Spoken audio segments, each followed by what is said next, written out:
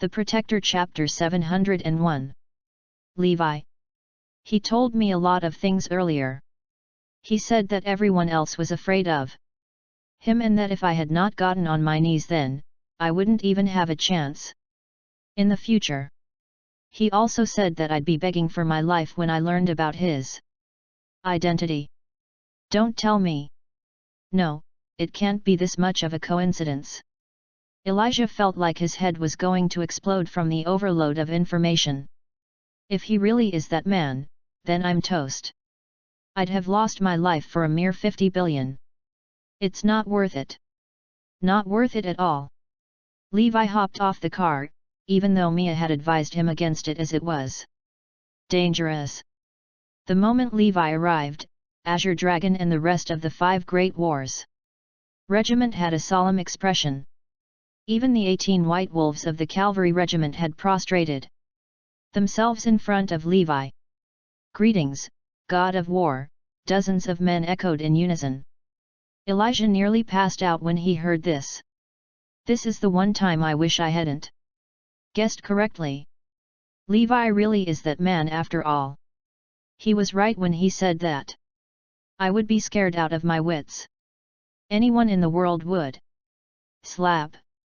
Azure Dragon slapped Elijah across the face, bringing him back to his senses. Bam! Bam! Bam! Elijah got onto his knees and bowed his head onto the ground repetitively in reverence. His forehead was bleeding from hitting the ground too hard, but he would not stop. That's enough for now. Firstly, how dare you set foot in Arudaya? Levi scoffed. I, Elijah was trembling and lost for words. I can give you a second chance. However, you'll have to pay a hefty sum so I can make sure that you've learned your lesson. Levi offered. Really? Hope rekindled in Elijah's eyes. Give me 300 billion.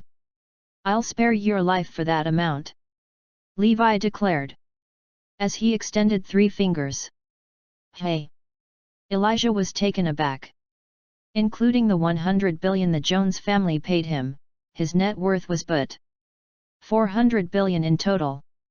Yet, he had to throw 300 billion away.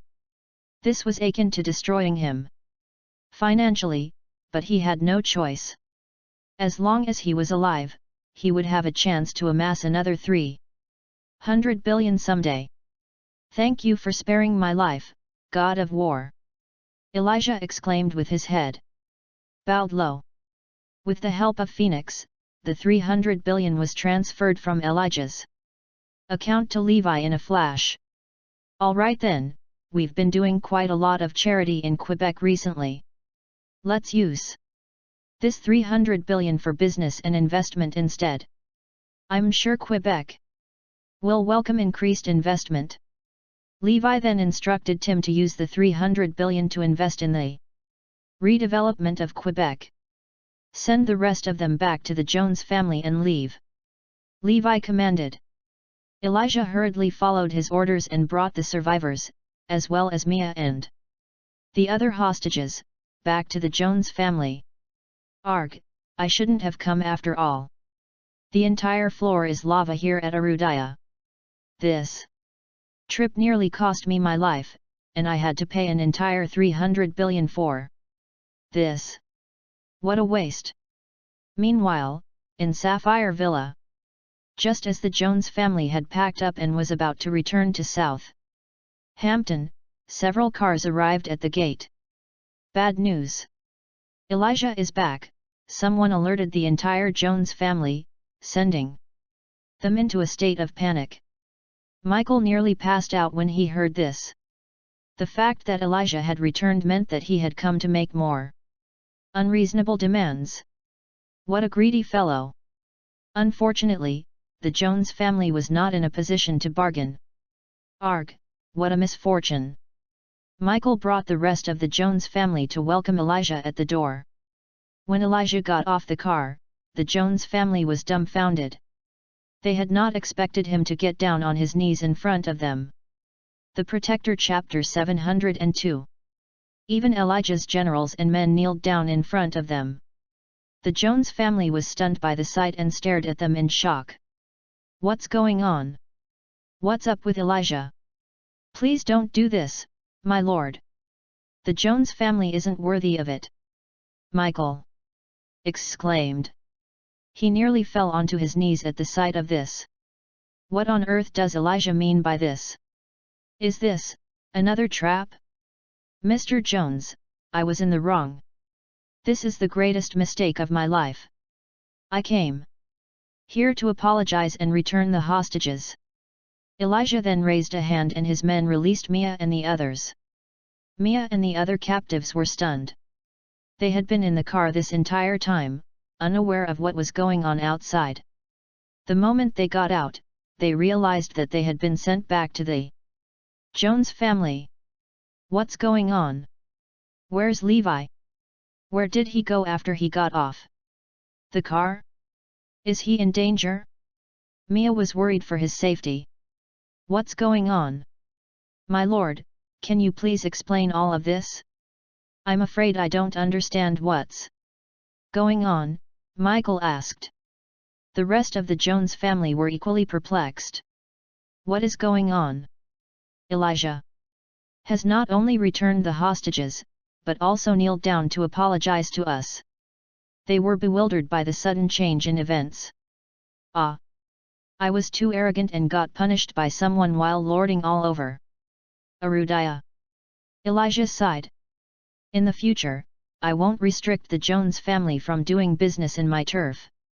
In fact, if there's anything you need help with, feel free to look for me. Please put in a good word with that man so that I can survive," Elijah pleaded while he was on his knees. "Even if Levi let me off this time, he won't go easy if I offend him another time. I need to get his grandfather to put in a good word for me." "Hey? Who? I'm afraid you lost me here," Michael queried. The others were equally confused. Who would Elijah be so scared of? Does such a person even exist? "Mr. Jones, you don't have to keep this a secret from me." This time, it was the God of War who stepped forward to help the Jones family. "Several hundreds of my men died and I was nearly crippled as well. Please forgive me, Mr. Jones. I didn't know that the Jones family was related so closely to the God of War. Otherwise, I'd never have dared to lay hands on the Jones family," Elijah cried. He had never expected that Michael was the God of War's grandfather. "God of War?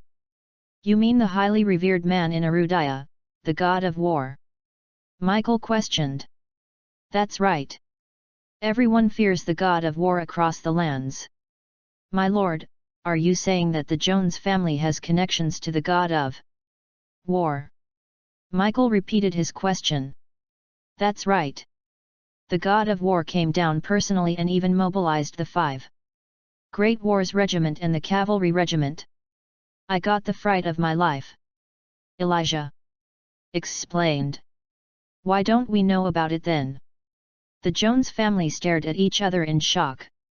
"Since when have we known anyone related to the God of War? All right, Mr. Jones, I'll be leaving now that I've returned the hostages. He might be coming for me at any moment." Elijah brought his men and prepared to leave. "Hold on a moment, my lord. Could you tell us how the God of War is related to us?" Michael queried. "That's right. Tell us, my lord." The Protector Chapter 703. Elijah was stunned. He had assumed that Michael and the others knew Levi's identity and were playing dumb, but their actions showed otherwise. "That's right. His identity is a state secret. It won't be surprising if his family doesn't know about it. I can't be the one to let them know either. I'll just put it this way: the God of War has a close relationship with the Jones family and will continue protecting you as long as you are willing to accept him." Elijah then left Sapphire Villa with his men. He fled Arudaya, worried that Levi would change his mind. Is it really true that the god of war who defeated 18 nations and triumphed over every battle is related to the Jones family? Michael remained doubtful of this. It has to be. Look at how frightened Elijah was. Who else could it be? I heard that the god of war has retired and is currently in Northampton. But how is the god of war related to us though? Michael frowned. Grandpa, you forgot about Uncle Anson. Tyler reminded him. Michael had 7 children, and his youngest son, Anson, had joined the armed forces at a young age.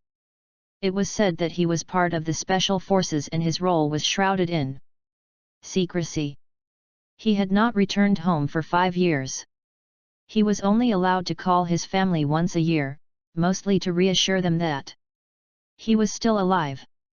The rest of the family had given up on Anson and had not expected him to contribute much to the family. However, they did not expect him to be related to the god of war. This was indeed a great surprise to the Jones family. That's right.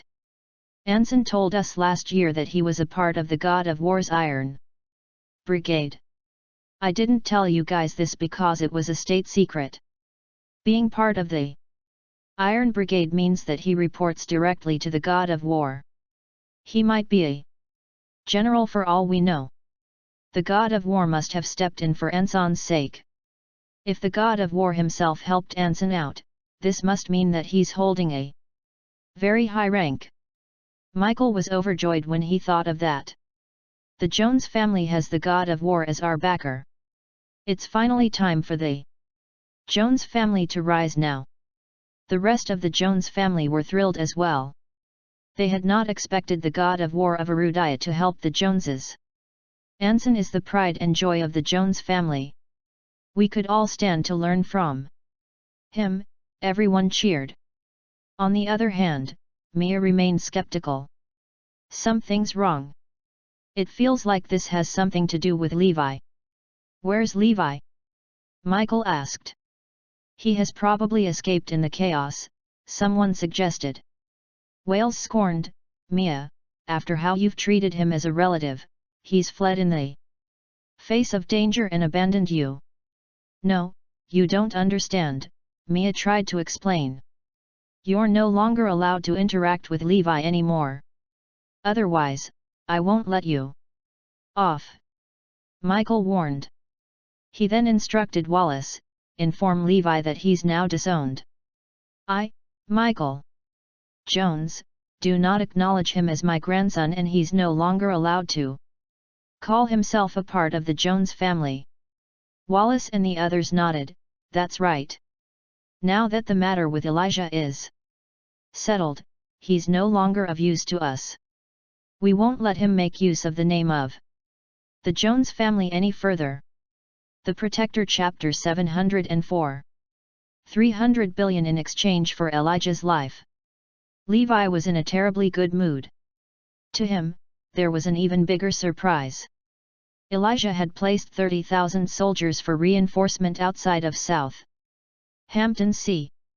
This was not just a tactic to scare the Jones family, but there really was 30,000 soldiers. After locking onto the target, the 5 kings of war led the beasts and attacked Elijah's troops. It was a good opportunity to take a look at the progress of the beasts who had been training for a month.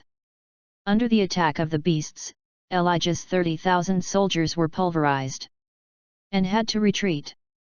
That was how strong the beasts were. Each one of them was powerful even when they fought alone. Hence, when they were grouped together, they were practically undefeatable. The result is not bad. Levi smiled with satisfaction. At this moment, the Joneses had dared to find him. What do you want? Levi's face turned rigid. Wallace sneered at him. Levi Garrison, I came to see you for 2 things. Firstly, you have broken our family's rules. The Joneses will not pursue the incident of breaking the ferule either. Secondly, from now on, you don't have any relations with the Jones family. I hope you will not continue to use the Joneses' name for your benefits. If it weren't the need for a scapegoat, the Joneses would have never recognized your identity. Now that things are settled, you'd better know where you stand. A person like you will never have the right to step through the doors of the Jones family. I am telling you now, the god of war is supporting our family. The Joneses will only grow stronger, so trash like you will only pull down the Joneses' standards. Don't ever think of stepping foot into the Jones residence, because you are not worthy. The younger Joneses snickered and sneered. In the future, if I ever heard you using the Jones family's name again, I will break all your limbs. You just mark my words. Wallace warned him sternly, then left with the other Joneses. Levi shrugged. How childish. Zoe, who was on the side, witnessed everything clearly. Levi was quite pitiful. He had finally met his relatives, yet he was treated so badly. Darling, that identity is not important, what's so great about the Joneses? Anyway. Zoe comforted Levi. He nodded, yes, it isn't anything. Darling, don't worry, with our collective efforts, there will be a day where the Joneses will look up to us with envy. Zoe was extremely motivated. She needed to buck up and make Levi exceptional, more so than the Joneses. Levi smiled. Honey is the one who cares for me the most.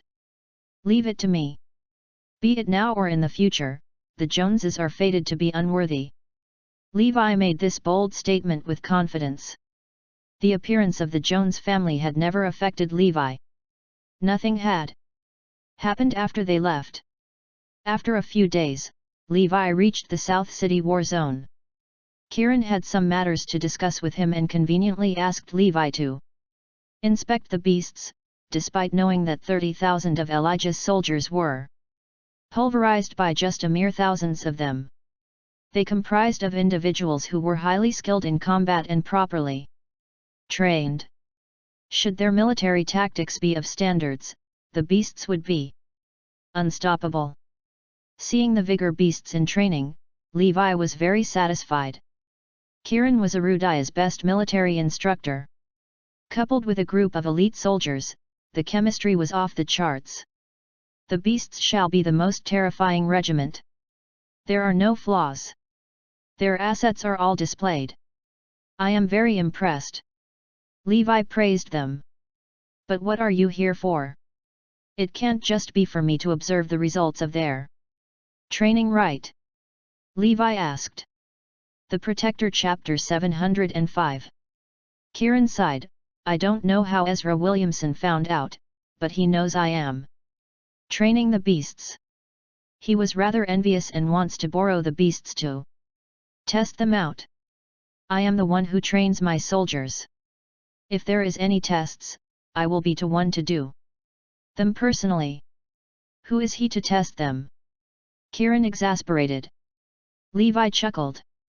These people are so interesting. We are one unit, there is no need to be so calculative. As for how he found out, the news of the beasts bashing Elijah's troops had probably leaked out. That's your business, I don't care. Levi declared. The problem is not me. If Ezra Williamson were to personally come down and make a request, I will have no choice but to agree to his request. Levi smirked. For now, the western region is still considered the front line. Ezra has it hard too, so I will lend him the beasts for now. The news of the Western Region Commander-in-Chief, a tiger on the battlefield. Ezra coming to South City was leaked unintentionally. In no time, there were many prepared to welcome him. Famous tycoons were all ready to butter up Ezra. Since they could not contact the god of war, getting connected with the Western Region Commander-in-Chief was not a bad idea. He had also achieved many great feats and was an invincible god of war. In addition, Tim had swiftly settled the 300 billion that came easily. It would be used for the development for the whole of Quebec. This was a huge sum. It would also be used to formulate corresponding policies. Once the news had spread, Quebec and many neighboring cities' big enterprises and families developed a deep interest. Even Southampton's Jones family had received the news. They knew better than anyone the origin of the 300 billion. Out of the 100 billion was from the Joneses. The Jones family was rather sore about it. Our Jones family must get an investment project, and even keep a foothold in Quebec. Michael Jones commanded. The reason is simple. 100 billion belongs to our Jones family, you all try to get as many projects as possible to recover our losses. The god of war is also interested in the development of Quebec. If we do well, we can earn points in his favor. Michael analyzed. We have understood your intentions. In the past, the Joneses had no interests in the small Quebec. However, because of the god of war they had to try their best to make their presence known. During this period, I am prepared to use the Joneses' reputation to invite the god of war, and express our gratitude to him personally. Michael had already conjured a plan in his head. Grandpa, are we able to invite the god of war? I have checked, but he has rejected every single invitation from countless reputable families. Tyler voiced his dilemma. Are we even similar to them? My son is a general in the military, the right hand man of the god of war. Regardless of all the circumstances, the god of war has to meet us, Michael said smugly. After the incident of Elijah, he thought that his son, Anson Jones, was definitely on par with a king of war. Little did he know, Anson was only the first lieutenant in the army.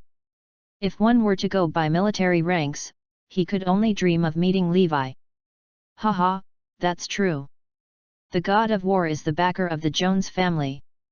There is no reason for him to turn down the meeting. With that said, everyone in the Jones family was excited. Ever since they came back, they ran amok in Southampton. They answered to no one. With the support from the god of war, there was no one they should be afraid of. Now, inviting the god of war was all for the progression of the Joneses. Grandpa, I have an idea. Tyler Jones chimed. Tyler Jones chimed. The Protector Chapter 706. Say it, Tyler. Michael immediately responded. Grandpa, if we want to thank the god of war, he will definitely reject any material gifts. However, I have a better idea to express our gratitude. How about we build a statue of the god of war in South City to show our gratitude? Clap. Clap. Clap. The moment Tyler finished his sentence, everyone started to applaud. Building a statue is a good idea. As expected from my grandson. That's a good idea. Michael cackled. The god of war will have no reason to reject them if they were to build him a statue of him. Furthermore, others will know that the relations between the Joneses and the god of war are tightly knitted. This is simply killing two birds with one stone. Since we have decided, we shall build it immediately. Tyler, you are in charge of this project. Michael commanded. The Joneses were now showing their gratitude to the god of war with hidden intentions. Father, according to rumors, the Western Region Commander-in-Chief, Ezra Williamson, will be coming to South City. Wallace informed. Go. We must welcome him in the Joneses' name. A person like Ezra Williamson is general of the god of war. We have to welcome him with the utmost respect and extend goodwill to the god of war. Michael made up his mind again. Although Anson's status is still a secret, I have a feeling his rank is close to Ezra Williamson. Anson could very well be a commander-in-chief for one of the 9 war zones in the future. The Jones family sure had expectations. Reality, however, was often cruel. Ezra Williamson was a king of war. On the other hand, Anson Jones was only a mere first lieutenant. These two were worlds apart. News of Ezra Williamson's visit spread like wildfire. Even Silas Whitfield got the news. Silas went to Levi feeling a little embarrassed. "Sir, I want to apply for leave." This stunned Levi. Silas was a rigid person, why would she apply for leave? "Sir, please listen to my explanation. Isn't Chief Williamson coming? We have all heard of the news, so a few of the retired soldiers wanted to meet up with Chief Williamson. There will be a war retirees gathering and I am unable to reject them." Silas was stuck between a rock and a hard place. "All right, no problem. Your leave is approved. I will be around so there will be nothing to worry about," Levi assured her. "Thank you, sir." Silas saluted. She was probably the luckiest bodyguard in the world for a very simple reason. The great god of war of Arudiah had personally covered her shift. If this news were leaked, the whole world would be shocked beyond belief. However, that was how things were, and it happened. Levi chuckled helplessly. This punk is here to borrow soldiers, yet he has stirred such a big commotion. He even made it a bigger deal than me. He should take a page out of Percy's book. In the past, when Levi returned to Northampton, he brought hundreds of fighter jets and 100,000 soldiers for a reason. It was to send a message to the other countries to show that Levi did not leave his post but merely paying a visit to his hometown. This was to announce to the other nations that he was still the god of war of Arudiah. With that, the other countries or forces that intended to make a move stayed put and stopped harboring the thought of launching an attack on Arudiah. Levi didn't like such a grand and extravagant entrance. However, he had no choice but to do it that way. Silas had just left when Tim's secretary, Sean, visited personally. Mr. Garrison, Mr. Cronin sent me to see you. There was something he wishes to discuss." Sean trembled slightly as he said. "What's the matter?" The Protector Chapter 707. "Mr. Cronin said that you'll be fully in charge of the investment of the 300 billion, Mr. Garrison," said Sean Zucker. "Why?" asked Levi curiously. "Because once the policy was passed, tens of businesses have come to pay Mr. Cronin a visit. They're all successful entrepreneurs from South City and have done a lot for the development of the city. It'd be too difficult for Mr. Cronin to reject their requests. So in order to avoid any controversy and to be completely impartial, he's decided to hand over the matter to you," explained Sean. Levi gave it some thought before answering. "Very well. I've got some free time on my hands recently anyway, so I'll take care of it." "Thank you, Mr. Garrison. Please let us know if you need anything." Soon enough, all news outlets were reporting that the person in charge of the 300 billion investment project had changed hands and was now being handled by Mr. Garrison. This news immediately drew the interest of plenty of entrepreneurs across South City. This of course also included the Black family. They weren't going to let such a great opportunity slip through their fingers. The Blacks gathered everyone for a meeting, including Zoe. "This is the perfect chance for us Blacks. Our family has been stagnant for the past few years, so it'll be great if we can just get our hands on a few of these projects." Meredith's eyes scanned across the crowd. "So, everyone needs to work hard to get us as many projects as possible. Oh, and I'm counting on you especially, Zoe." "I'm sorry, Grandma. But our company won't be in the run for any projects this time." With the number of resources and funds the Morris Group had, they didn't need to get involved in the competition at all. "But you need to think for the Black family. What Grandma is saying is for you to acquire some projects on behalf of us," insisted Meredith. "I'm afraid that'll be a little difficult, Grandma. I can't bid for those projects using My company, but if I use my own, it will be very tough. Zoe didn't want to use the company's resources for personal matters. Meredith's face darkened. Frankly, I don't care. We should give Zoe a mission that she can't refuse. After all, remember she insists on marrying Levi Garrison, chimed Jenny. Meredith's eyes widened at Jenny's reminder. That's right. Zoe, here's your mission. You have to get us a project worth at least 50 billion. Why are you forcing this on me, Grandma? Asked Zoe. Couldn't seem to understand. Because, you want to get married to Levi, don't you? None of us blacks support this marriage of yours. But as long as you get us a project worth 50 billion, then neither we nor your parents will stop you. Otherwise, as long as we're around, you can forget about marrying Levi, asserted Meredith firmly. What? Zoe froze to the spot. She thought that the Black family would be better than the Lopez family. But is it? Turned out, they were all the same. They all treated her as if she were nothing but their pawn, a tool to be used.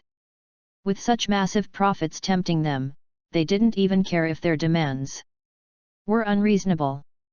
Don't worry. With your resources, this shouldn't be a problem for you at all. Moreover, I'll be helping you too. I'll get in contact with the person in charge as soon as possible, smiled Logan. Zoe looked at the people around her. Grandma, I won't agree to this. Why do I have to do this? Fine, you can turn me down. But you can kiss your plans to marry Levi goodbye. As long as I'm alive. I swear I'll do whatever it takes to stop you, seethed Meredith. Everyone else in the Black family had the same attitude too. The Protector Chapter 708. The Black family didn't want to let this opportunity slip past them, but they didn't exactly have the capabilities to grab on any projects. Zoe, on the other hand, was different. She had the Morris Group backing her. In fact, as long as she wanted to, it wouldn't even be that difficult for her to get her hands on a few of the bigger projects. Besides, if Zoe didn't succeed, they would then have the perfect excuse to keep Zoe and Levi apart. After that, they could just find a better man for Zoe and marry her off into a rich, aristocratic family. Either way, it was a win-win situation for the Blacks. Zoe, you have to understand that this is the best move for you and your parents, said Robert. I have given your father an executive position at Black Corporation. As for your mother, I've also pulled some strings to have her transferred to one of the top hospitals here in South City, and she's even been appointed as the head of her department. So they are both very supportive of this plan, explained Meredith. Zoe looked at the people in front of her. So what you're saying is, as long as I successfully land a project worth at least 50 billion, then none of you will meddle in my relationship with Levi anymore. That's right. And we promise to keep up our end of the bargain. Even your parents will have no further say, nodded Meredith. All right. I'll agree then, conceded Zoe. For the sake of her relationship with Levi, she needed to give it a try. Later that day, after Zoe returned to the company, she immediately started looking into everything concerning the investment conference. Her secretary came up to her. Ms. Lopez, even though the investment conference is organized by South City, the person in charge isn't actually someone from here. It's rumored that they are completely impartial, and that they'll award the projects to the best applicants. It's good to hear that such a person is in charge. Otherwise, some of the bigger conglomerates and rich families would have split the majority of the projects amongst themselves. Zoe's eyes were shining. This was undeniably good news for her. It meant that she would have a better chance of succeeding. Right then, Levi walked in. He had dropped by to see her. "You look troubled. What's wrong?" asked Levi.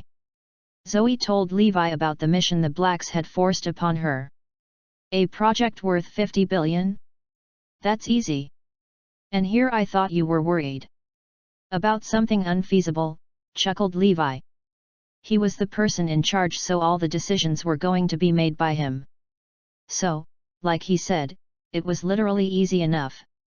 That being said, he wasn't actually worried about the threat from the blacks or Zoe's parents to keep them apart. He just found it troublesome. If Zoe's family was going to cause problems for them at every turn, then it was going to be pretty annoying. So it would be best if everything could be taken care of in one go.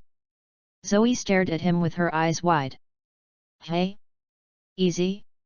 I'm talking about a project worth 50 billion here. Not to mention I'm not bidding for the project using Morris Group but personally. This is so hard that it's nearly impossible. Why are you so stressed out?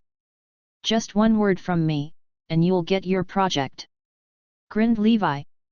"You're not going to pester the boss of Morris Group again, are you?" "I've just asked Iris, and she said that the boss isn't involved with any of this." "So do you still have a way?" asked Zoe. The Protector Chapter 709. Just relax. You'll get your project soon enough.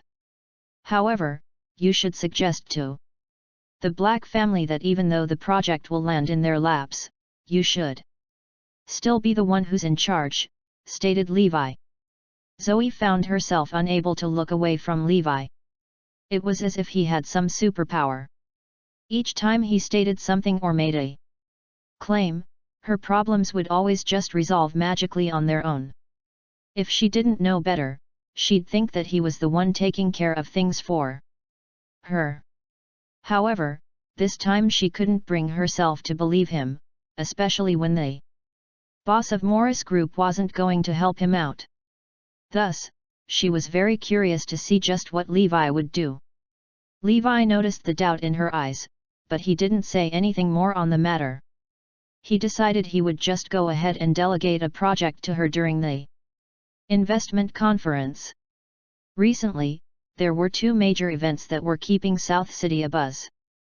The first was the investment conference, and the second was the arrival of Ezra Williamson from the Western region. When Ezra made a big show of his upcoming arrival to South City, Levi immediately knew what he was up to. Soon enough, Levi received a call from Ezra. "Ezra, you rascal!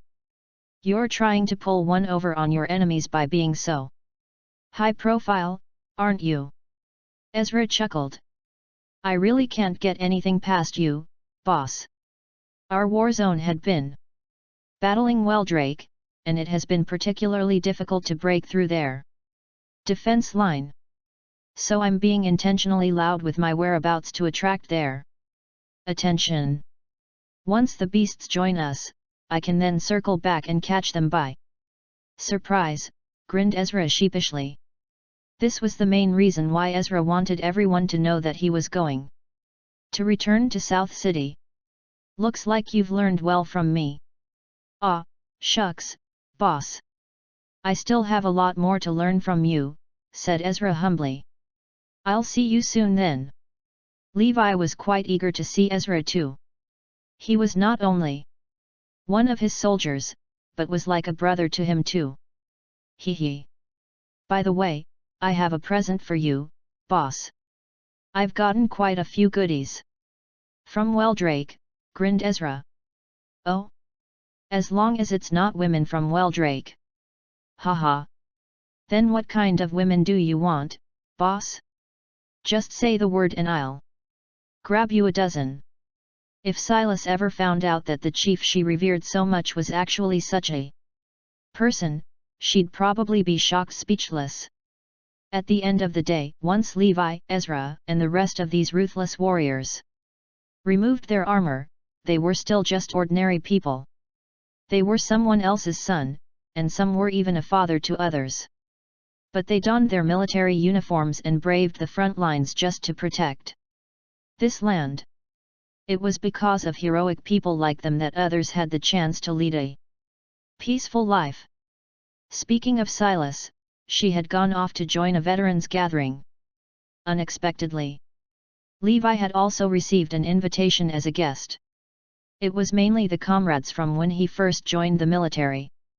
But they lost touch once Levi was reassigned to another squad, so none of them knew of his real identity. The Protector Chapter 710. Those veterans had found out that Levi was in South City, so they sent him an invitation too. When Levi saw what the invitation was, he decided to attend it at all cost. At that moment, the veterans gathering had started. Most of the men there were retired soldiers from the western region. They had all once been elite warriors on the battlefield. However, there were also some less elite veterans among them. They were ones who had never done much during their military careers but somehow kept collecting military medals left and right. This gathering was not only attended by those from the western region but there were also some who came from other war zones that Silas had never met before. Now that they were all gathered together, the most common topic of conversation was their current jobs. A number of them had changed careers and gone on to other fields, but the majority had continued to work as bodyguards or security personnel. One major point of interest for the gathering was Silas. There were actually quite a few other females around, but Silas was arguably the prettiest out of the bunch. Especially now that she had dressed up, she looked as beautiful as any celebrity out there. Naturally, a lot of the men there were interested in her. When they were in the military then, none of them dared to mess with this warrior princess. But things were different now. Silas, I heard that you're currently employed as a personal bodyguard. That's right, nodded Silas. How's the pay? I'm guessing it's at least 700,000 or 800,000. I was lucky enough to find a good employer. My salary is about 10 million plus a house and a car, answered Silas candidly. What? Everyone stared at her in disbelief. Hearing the salary alone was enough to stun the crowd into silence. This also startled the men who were previously interested in her. They had to reconsider things now that she suddenly seemed out of their league. Silas, is your boss still hiring? We're all available. Sure, I can ask. With that, Silas stepped outside and gave Levi a call to check with him. Actually, I was just thinking about forming a first-class security team, so I am indeed hiring. Levi already had such a thought in his mind when he decided to attend the veterans gathering. Now that Silas had called him for this same reason, it was as if it was meant to be. Silas went back in and told the men that her boss would be personally coming over to do the selection and hiring. This news undoubtedly thrilled them. As time went on, more and more people arrived at the gathering. There were veterans from all over, including those from the north, east, and south. Altogether, there were more than 100 veterans in attendance. When everyone was seated, the conversation somehow turned into a bragging competition. Those from the north laid it on especially thick, and wouldn't stop boasting about their military achievements. Back then, the three of us managed to infiltrate the enemy's command post, and we were all given first-class merits. Our whole company was also awarded a third-class merit thanks to us. And don't forget when the whole regiment lost their base, but our company managed to secure ours successfully. That was because of our effort too, and we were awarded yet another first-class merit. Our whole military career actually was quite boring. We only just got 2 first-class merits, 5 second-class merits, and 8 third-class merits. That's all. And as if their words weren't enough, they even started to lay out all those military medals on the table. The Protector Chapter 711. This naturally drew a lot of envious looks from the crowd. However, Silas really despised such behavior. Nearly everyone in attendance had military medals, and yet no one took them out. Oh, and do you remember how we almost got a special class merit but it was stolen by another soldier from our squad? That was such a pity. I know. We were the ones who came across the intel, but that dude just stole the credit right out from under us. Oh my gosh. I still hate that guy even to this day. If it weren't for him, I'd be so much better off right now. The group of men were all grumbling. After all that bragging, the other veterans came to learn their names, which were Brad Guzman, Xerxes Lewinsky, and Gordon Wheeler. Silas never expected that those men were once Levi's comrades. Levi had started out as a private before being secretly reassigned to the northern region. So these men must be in the same squad as him. And frankly, all the merits they had obtained had pretty much nothing to do with them. They were all thanks to Levi putting his life on the line. It was Levi who managed to infiltrate the enemy's command post, but the trio then unashamedly came to steal the limelight. It was also because of Levi that their company was the only one that successfully defended their base when the whole regiment lost theirs. The trio again stole Levi's thunder. All those merits that they were boasting about so smugly were all because of Levi. They had done nothing but brazenly taken the credit. The trio had always been nothing but bums who skated through life. Their families wanted to make men out of them, so they enlisted them in the military. So despite donning military uniforms, they had never been a soldier at heart. Thus, they enjoyed all sorts of special treatment, but they never put in the effort during training and even caused all sorts of trouble. When they went to the battlefield, they were always the first to duck and run too. So in the end, they had plenty of military awards to brag about despite only being in uniform for a short while. In fact, Levi couldn't comprehend why his merits and glory had fallen in their hands. But he was never the type to care about credit and honor. Besides, the medals were going to the men in the same squad and sharing the same dorm with him, so he never spoke out about their doings. However, their behavior soon worsened. He was always the one fighting deep in the trenches while the trio silently lounged in the back and collected the awards. That final special class merit that they spoke about earlier was one that Levi finally refused to concede. This immediately sowed a seed of hatred in them. If they had gotten that special class merit, then they would have enjoyed a much better lifestyle after being discharged from military service. So all these years, not only did they not feel any gratitude towards Levi, but they even spent most of their time talking smack about him. This time around, they had actually learned that Levi was in South City, thus they intentionally extended an invitation to him.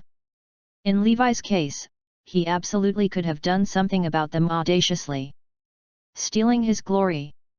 But because they were his first batch of comrades in arms, he chose not to make a big deal out of it. Right then, someone in the crowd jumped up and suggested, for the meeting with Chief Williamson, why don't we have Brad Guzman and the other two represent us? Everyone nodded in agreement. That's a good idea. The three of them have the most military medals out of all of us, and their military careers have also been the most outstanding. They definitely deserve the honor of meeting with Chief Williamson. The Protector Chapter 712. All the soldiers happily agreed to this plan and there wasn't one dissenter in the crowd. Brad, Xander, and Gordon couldn't keep the smug looks off their faces. Not much later, Levi arrived at the hotel with his invitation in hand. When Silas saw him, she immediately got up to greet him, but she was overtaken by Brad and the other two. Garrison, you're finally here. It's been ages. The trio leaned in and hugged Levi to give the others the impression that they were all very close. Everyone, listen up. Let me introduce you to someone who used to be in our squad, Levi Garrison. He's none other than the person who stole the special class merit from us. Brad then turned to Levi and gave him a joking smack on his back. We're still holding that against you, by the way, you little rascal. The trio was smiling and looking as if they were joking, but Levi still caught the flash of resentment in their eyes. I heard that you're working as a security guard now, asked Gordon as he patted Levi on the shoulders hard. That's right. Out of all the veterans, it looks like you're the one who's doing the worst now. Why are you working as a security guard? The least you could do is find a job as a bodyguard or something. That's right. We've got a female soldier who's doing very well. That's her over there, Silas, said Xerxes as he pointed over to Silas. She's working as a bodyguard, and she has an annual salary of 10 million. Her boss even threw in a house and a car for her. Silas stood up and gave Levi a sheepish grin. Never in a million years would she have thought that they were Levi's comrades. Garrison, you're an embarrassment to us in Northern Region, snickered Brad. Levi remained silent, but his gaze had traveled to the bunch of military medals laid out on the table. A look of awkwardness flashed across the trio's faces when they noticed where Levi was looking. Naturally, they knew those military medals belonged solely to Levi, and that they had nothing to do with them at all. But they weren't going to cave in so easily. Are you jealous? If you had been a little braver and fought alongside us, then you would have gotten your own medals too. Besides, you're just working as a meager security guard even after you swiped our special class merit. On the other hand, we are just short of that one merit, otherwise, we would have received all the military achievements. It is really such a shame.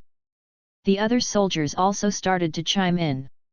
Comrade, that's not very loyal of you. You shouldn't have stolen their credit, especially since you were from the same squad, one sneered. Levi scoffed in response. I was the one who put in the work, so of course, I deserve the medal. What did that get to do with them? You deserve it. How ridiculous. Who's going to believe that? I certainly don't. Clearly none of them believed Levi. They were awarded so many military medals throughout their careers, that also show that they have the ability to be awarded the special class merit too. But look at you, were you awarded any other medals apart from that one medal? Snorted another. Brad was sneering at Levi too. That's right. You don't have any other medals other than that one special class merit, do you? Are you guys sure you want to compare military medals with me? Smirked Levi. The Protector Chapter 713. He actually had long forgotten about all his medals. But now that these lots were foolishly harassing him, he decided it was necessary to take care of things once and for all. The trio broke out into waves of mocking laughter. Ha! Compare military medals with us? Have you lost your mind? If Levi really had that many military medals, then there was no way he would be working as just a security guard. The thing was, Levi had left their squad because of a severe injury.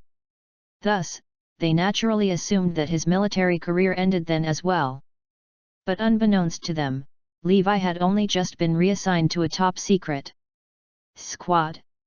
Levi whipped out his phone and placed a call to Phoenix. It's me. Bring some of my military medals to Oceanic Restaurant. Ha ha ha ha, the trio doubled over in laughter. Just how many medals do you have that you need someone to deliver them over to you? Stop fooling yourself, Garrison, snickered Gordon. The other veterans also had visible smirks on their faces.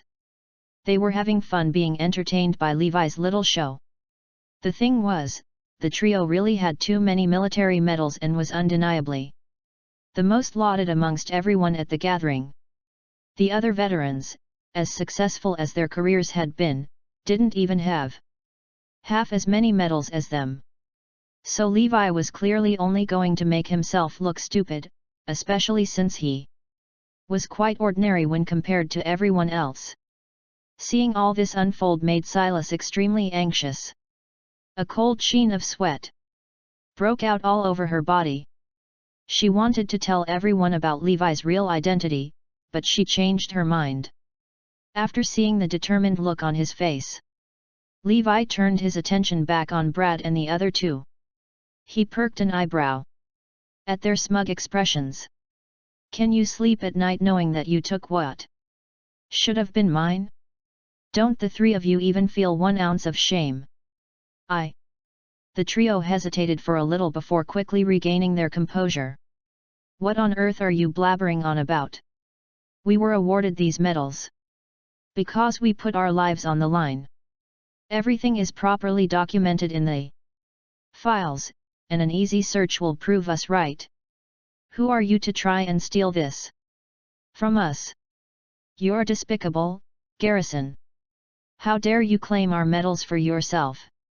All the other veterans had believed Brad and his friends, so they naturally assumed Levi was lying through his teeth here too. And you call yourself a warrior of Arudaya? You're an embarrassment to all of us.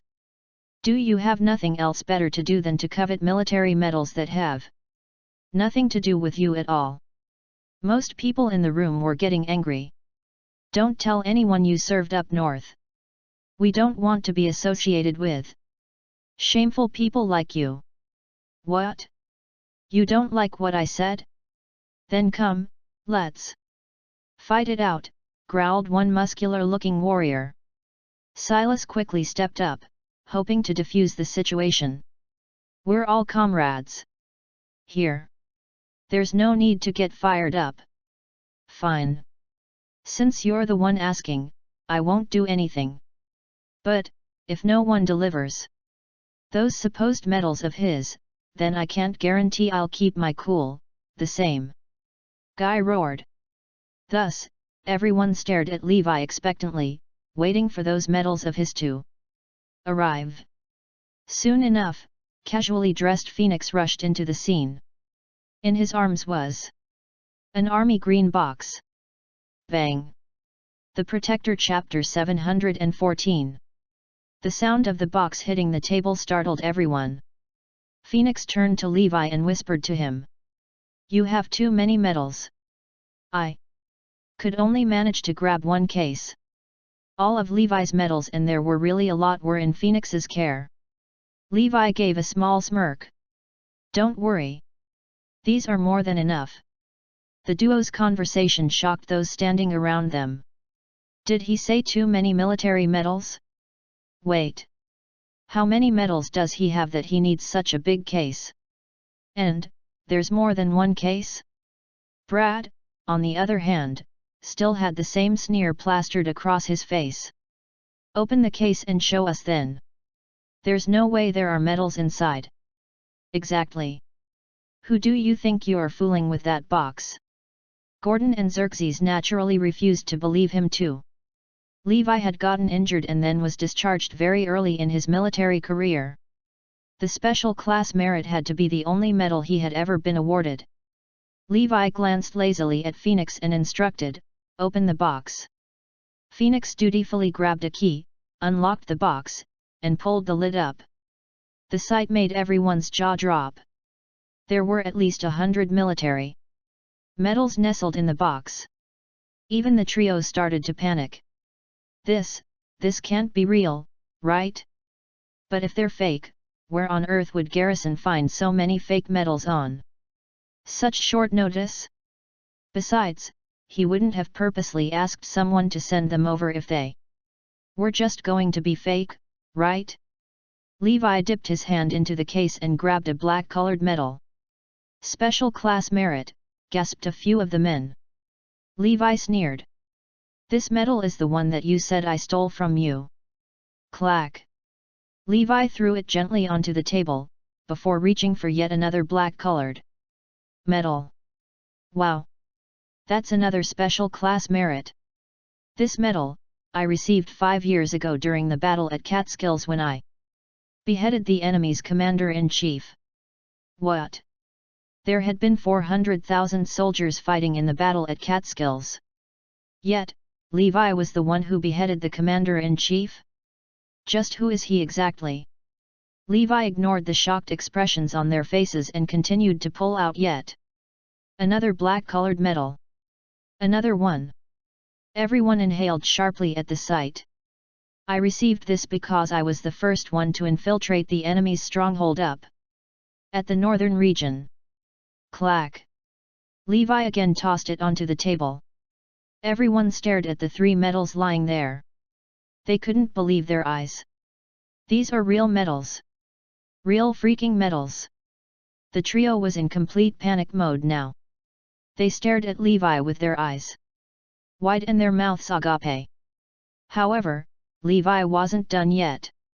He continued to draw one medal after another out of the box. There were a couple dozen of them, and all were special class merits.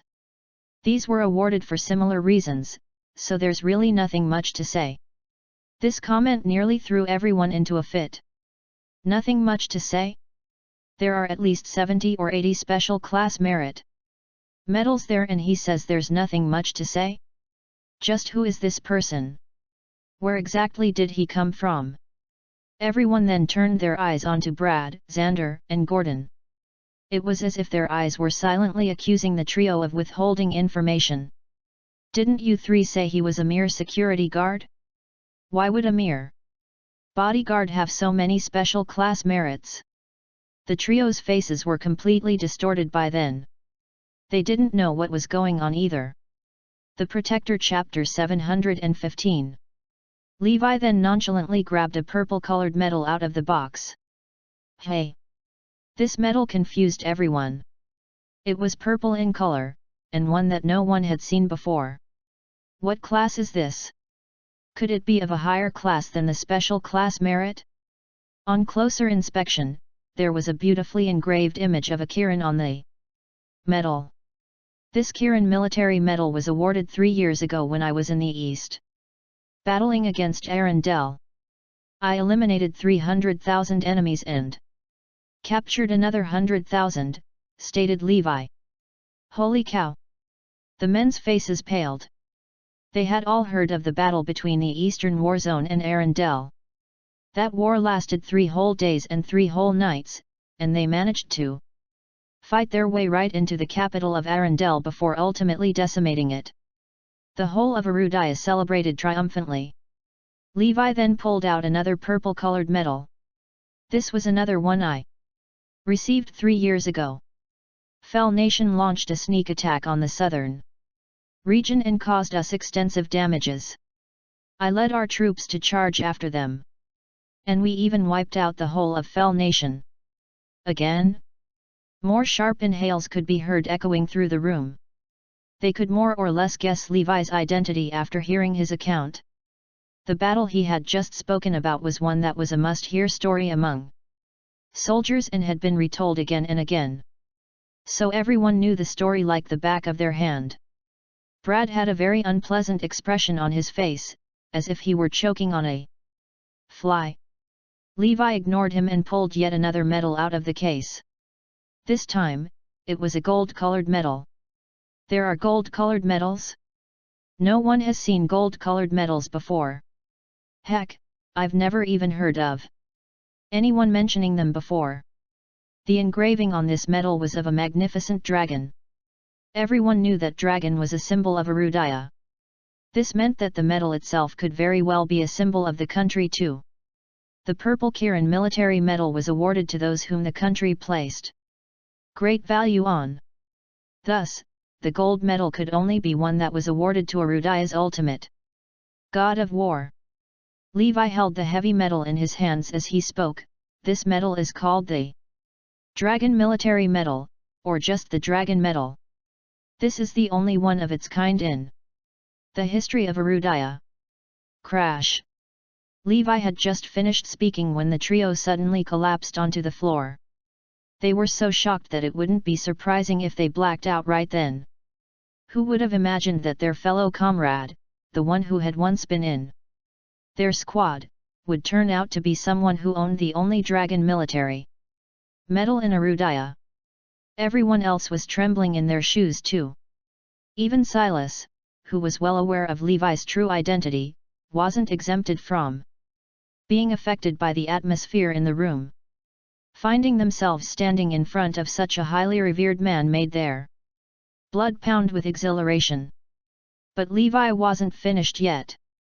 2 years ago, with my very own fists, I had defeated an army coalition with the 18-nation alliance. In order to honor me for my unmatched capabilities, Erudaya awarded me with this dragon medal and promoted me to a 5-star ranked god of war. I am also the only god of war with 5 stars in the history of Erudaya.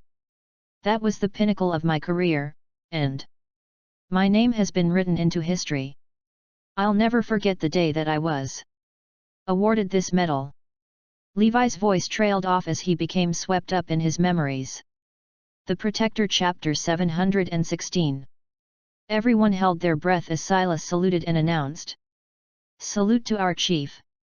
Salute to our hero!"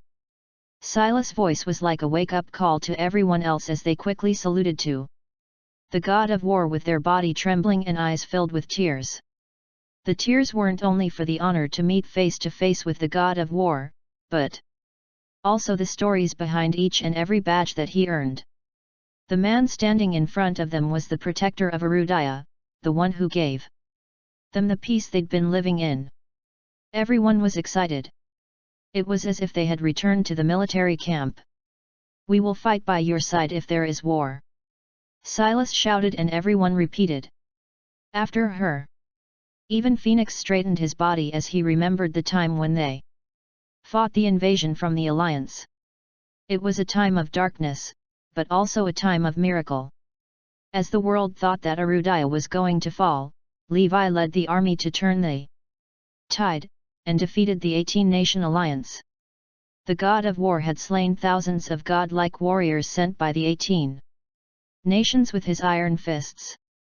It was that fight that made Erudaya one of the superpowers it was now instead of a developing country. The three had their bloods drawn from their faces. They didn't need to suspect Levi's identity anymore, for the truth had been spoken. Levi glared at the three of them and challenged, "Do you still want to compare the number of medals?" I. Brad Guzman was at a loss for words. "I have dozens of medals here. Do you need me to tell you the story behind each and every one of these medals?" The three had nothing more to say except kneeling before him and begged for forgiveness. They didn't even come close to comparing themselves with Levi. Levi scoffed and slowly put his medals back into the case before setting his eyes on Brad's medals on the table. "I was going to let this slide, but you three have crossed the line. I was the one who risked my life to complete the mission for these medals, and yet you guys took credit for it. Now, are you still claiming that these belong to you?" And no, Brad and his partners in crime quickly shook their heads. "Even if I ignore your wrongdoings, I still have to take back whatever that belongs to me. Even if it's a third-class award, it's still an honor that belongs to me. It's proof of my sacrifice. Phoenix, take these medals away and strip them of their achievements," Levi ordered. The Protector Chapter 717. "Yes, sir," Phoenix responded immediately. "You guys are worthless," Levi roared and threw Brad and his companions out, leaving the others cowering in fear. The purpose of the gathering was to discuss how they should welcome Ezra. Yet, instead of doing that, it turned into an event where they witnessed the true face of the god of war. Everyone finally understood the reason for Ezra, Western Regions Commander-in-Chief, would come to South City. They finally had their answer. He came to see the god of war. You guys don't have to be so tense, Levi stated. I still have something to announce. Silas, please. Silas nodded. The boss I was talking about earlier is the chief. I have been hired as a bodyguard to the chief's wife. Let me make it simple. I'm planning to build an indestructible security team at Morris Group, so I would be glad if anyone here is willing to join us, Levi explained. Count me in. Me too. Everyone began to volunteer as if it was a once-in-a-lifetime opportunity, which it was. To them, there would be no bigger honor than to work for the god of war. I don't need to be paid, one shouted. No, everyone here is getting paid according to the market price. I only have one request. Guard the company with all your might. Levi was feeling very happy after taking care of that matter. The safety of Morris Group's employees was now solved. With that, Levi and Phoenix left so that the gathering could continue. On his way back, Levi ran into a familiar face. It was none other than Tyler, who was leading the Joneses. The building that Morris Group and Oriental Star Group now owned once belonged to Triple Group, a high-rise building that was situated in the center of South City. Tyler and his people were inspecting the surroundings so that they could build a statue of the god of war. Hold it. Did I say you could leave? Wales stopped Levi. What do you want? Levi was a little angered by Wales' action as that spoiled his mood. Looks like you are playing it smart and aren't messing around with the Jones's name. Are you looking down on us? Tyler questioned. Levi was rendered speechless at the question as Tyler's action was contradicted with what he said in the past. Whatever. Get the hell out of here. You in our way of building the statue of the god of war. Tyler waved his hand to chase Levi away. What did you say? Levi was surprised to hear his own title. Are you deaf? We're looking for the best location to build a statue for the god of war. Just give up. The god of war doesn't like all these craps. The Protector Chapter 718. What did you say? Everyone was stunned by what Levi had just spouted and stared at him. Unbelievably. The god of war won't like it. Did you really just say that? Yes, I did, Levi nodded. What? Are you implying that you're the god of war? Tyler laughed. That's right. And I don't like it. This guy is delusional, one of the Joneses laughed as the others looked at Levi. As if he was a total buffoon. They would rather believe that Levi had $1 billion in his account rather than him being the god of war as the punishment for impersonating the guardian of the country could land one in jail for a few decades. Get the hell out of here. Like it has anything to do with you. Tyler laughed. I can assure you that the god of war will be very fond of this new statue. We Joneses will be the first to build a statue of the god of war in Arudaya to commemorate his great contribution and achievement to the country. Tyler declared proudly. The Joneses had a smug look on their faces. If they could complete the statue, everyone in Arudaya, and even the whole world, would shift their focus to their family. They could gather wealth like no one had ever seen before. They also believed that the god of war would like the statue, and that was their main goal. You're just wasting your time. Still, do whatever you like, Levi said and turned to leave. If the Joneses were erecting a statue of him to show their gratitude, Levi would have let them be. He would even thank them for doing that. The only problem was that the Joneses were never the kind people who would do things that wouldn't benefit them, and Levi did not like that one bit. Stop! Who do you think you are?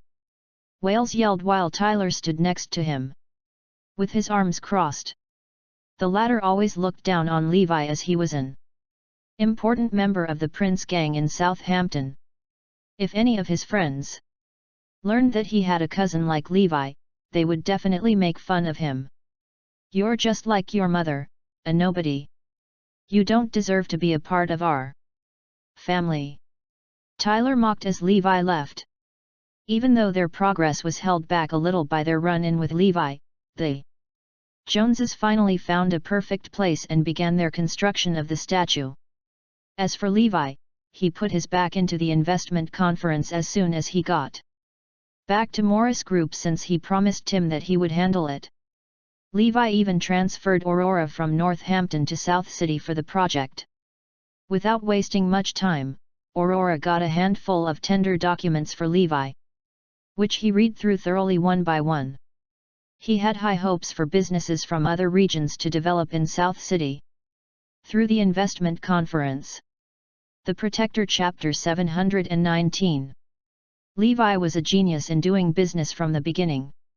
He could instantly make out which companies would benefit South City as soon as they got there.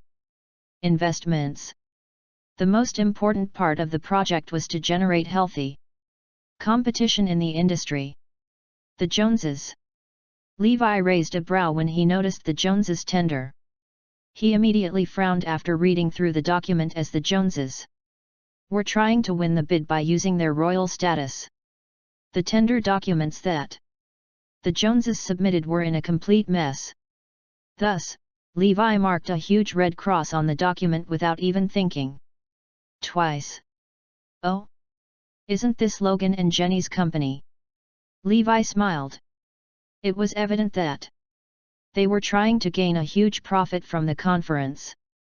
Another red cross was marked at the second document. The next tender document belonged to the Black family, which was drafted by Zoe. The only problem was that Robert and Meredith's names were noted down as the people in charge instead of Zoe's. Levi took the matter into his own hands and crossed Robert and Meredith's names off and replaced it with Zoe's name before marking a tick on the document. For the next few days, Levi was completely immersed in inspecting all the tender documents that were submitted and came up with a list of names. On the other hand, there existed a powerful group called the South City Chamber of Commerce. They held the power to control every market in South City.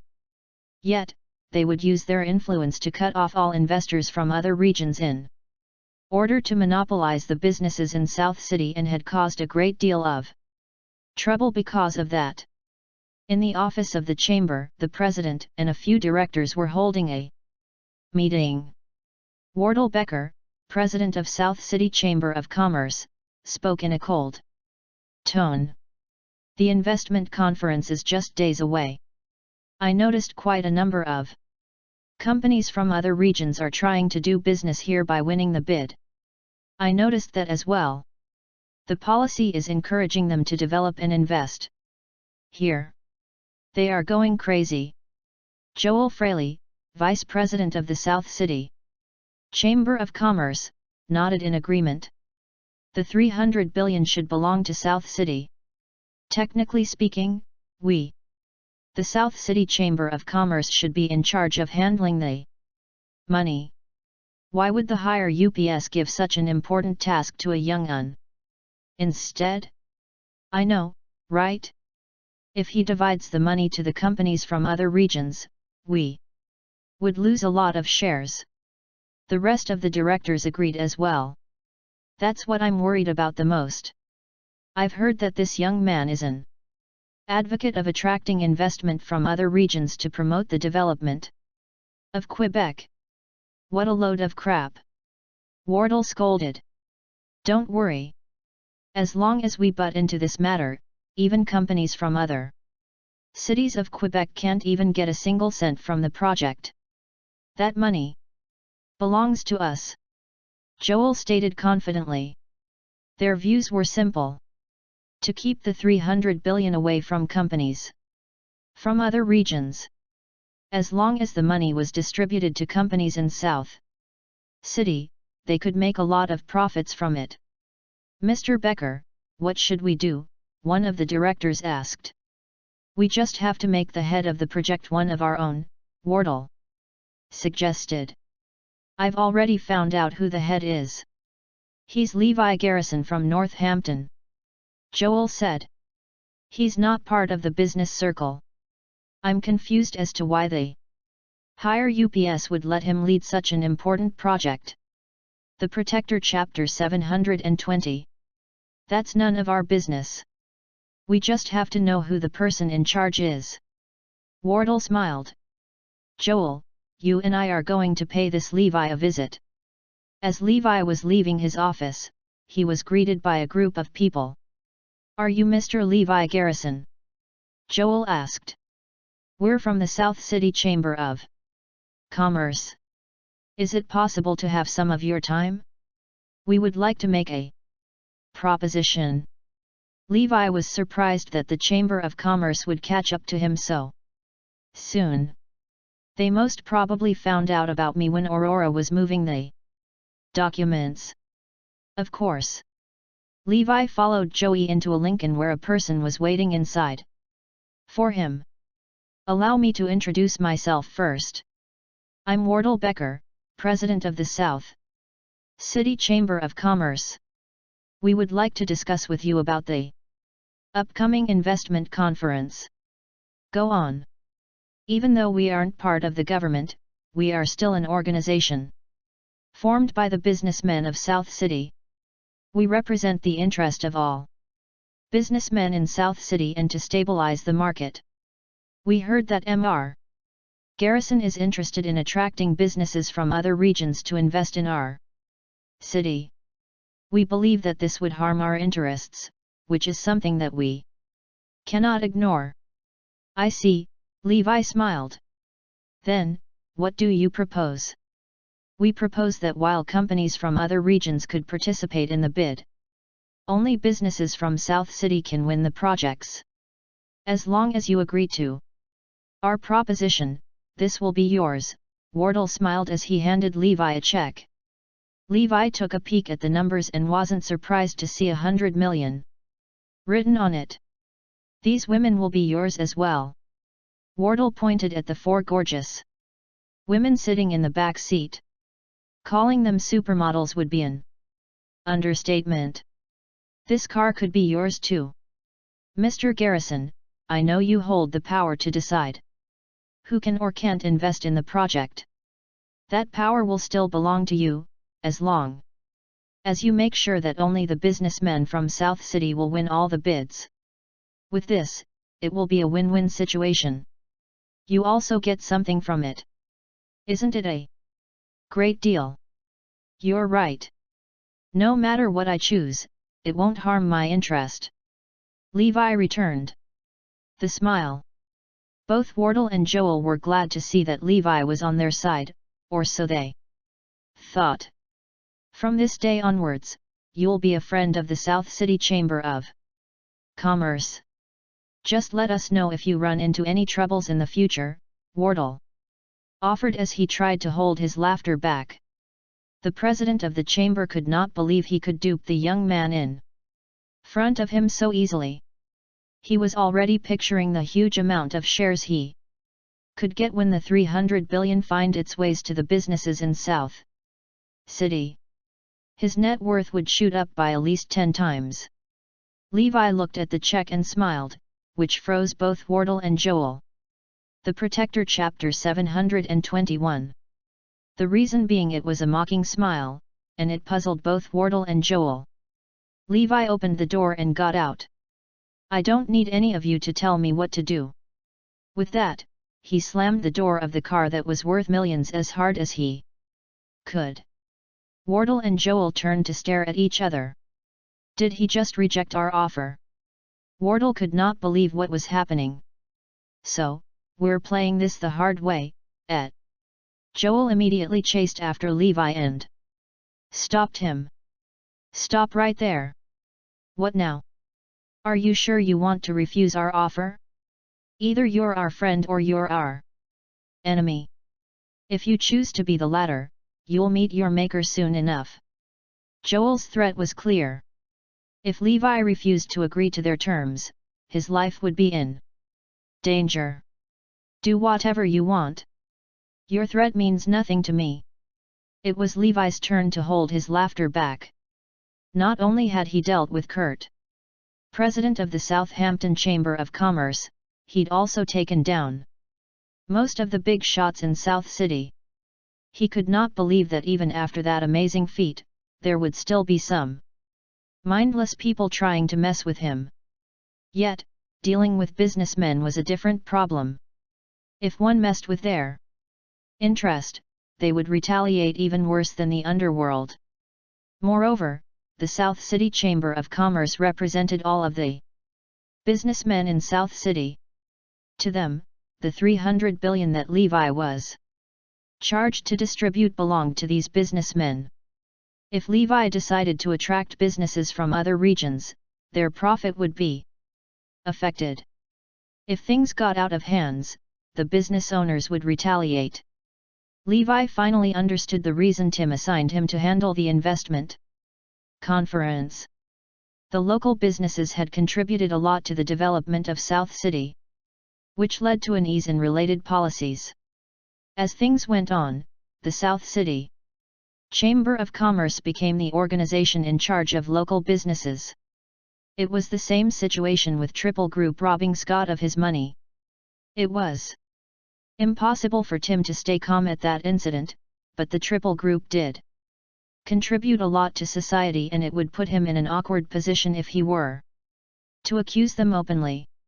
It explained why Tim let Levi handle the situation. He hoped that the young man could solve the problem in his place and cleanse the local business circle at the same time. You leave us with no choice then, Joel roared. For the next few days, Levi was followed by Joel's people. Since he didn't want to waste time on some nobodies, the god of war decided to ignore them. For the time being, Levi still stayed in the Guardian Mansion, and Joel's men found out about it. Now that we know where he lives, it's time to show him some colors. Wardle grinned and ordered Joel. Get it done. I want him to come and beg for forgiveness tomorrow. The Protector Chapter 722. As the clock struck midnight, 4 excavators drove straight towards the Guardian Mansion with a truck full of armed men behind them. The 4 excavators lined up in front of the compound and drove straight into the walls, tearing them down. The military canines barked endlessly at the excavators, but all 4 vehicles did not reduce their speed and continued to tear down the buildings. They only had one order from Joel, to take down the building that Levi was temporarily staying at. Levi rushed down the stairs as soon as he heard the commotion. The sight that first came into his eyes angered him right away. The god of war never even blinked when Elijah the warlord sent thousands of soldiers to attack his country. The only thing he feared was when normal citizens played dirty. Levi never expected that Wardle and Joel would do something so absurd. One of the excavators stopped only half a meter in front of Levi. The driver glared at Levi and yelled, "Get out of the way! Don't blame me if you get hurt." Of course, it was just a hoax, as these normal drivers wouldn't dare to harm people. Yet, Levi remained standing there as he glared back at the driver like a fierce beast ready to pound its prey. The drivers were so intimidated by his stare that they froze. Suddenly, dozens of men walked down from the truck with iron bars in their hands. They walked up to Levi and ordered, "Get out of my sight. We have been ordered to take this place down." Unlike the excavators, these people received the order to beat anyone who tried to stop them. "Do you even know what this place is?" Phoenix's face darkened. Everyone was furious as the uninvited guests were trying to take down a place where even the Gates family wouldn't dare step foot on. "So what? Like hell we care where this is," the leader of the group scoffed. "I'll only say it once. Get out of our way or we'll beat you to a pulp. I'm going to count to 3. 1, 2, 3. Even after finishing the countdown, Levi, Phoenix, and White Tiger remained standing still. FK. Take these 3 idiots down, the leader ordered, and everyone charged. When the person leading the charge came close to Levi, a loud bang could be heard and that person was sent flying away with a kick. That person flew for more than 100 meters. When he fell to the fall, his body twitched for a bit before passing out. Everyone froze and stared at Levi. Even White Tiger and Phoenix could not believe their eyes. It was clear that Levi was furious. The Protector Chapter 723. Levi cracked his knuckles as he got ready to take them down in one go. His steps hastened as he rushed towards them, giving each of them a heavy blow. In less than 30 seconds, Levi knocked them all out and the 50 men dropped to the ground motionless. Their bones were broken and it was difficult to tell if they could even survive. Levi would have never lifted a finger against them, not unless they messed with his home. So this time, he struck them down mercilessly. Even White Tiger was shocked. This was the first time he had seen the god of war this angry ever since he came back to Northampton. It must be because Levi loved his home deeply.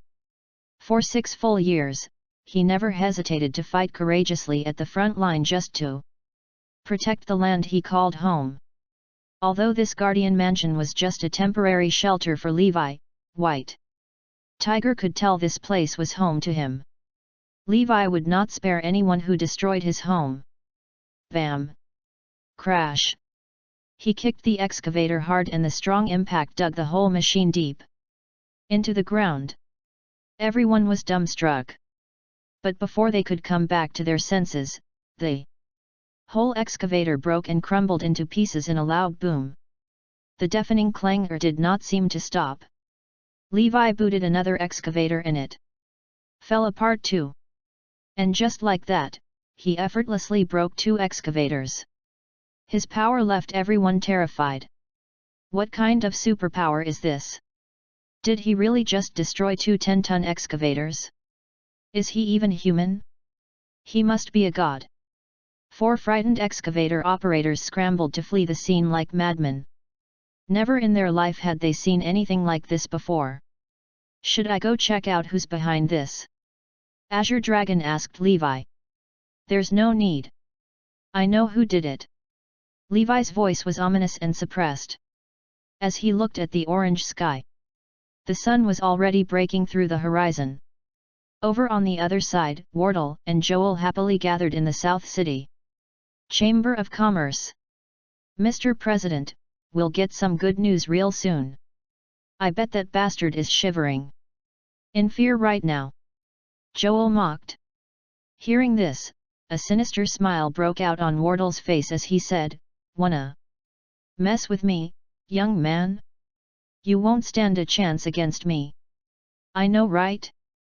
He probably didn't know hundreds of people have died in our hands. Who does he think he is?" Joel sneered. As the two were gloating about their evil plan, Pamela and Bailey from the Black family arrived. It seemed like the Black family was in full swing preparing for the project. They heard that the South City Chamber of Commerce always had good connections, so they got in touch with them. The Black family was here to ask for a big favor.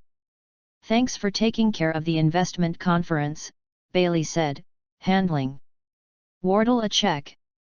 Wardle took a look at the figure on the check, 5 million. He smiled.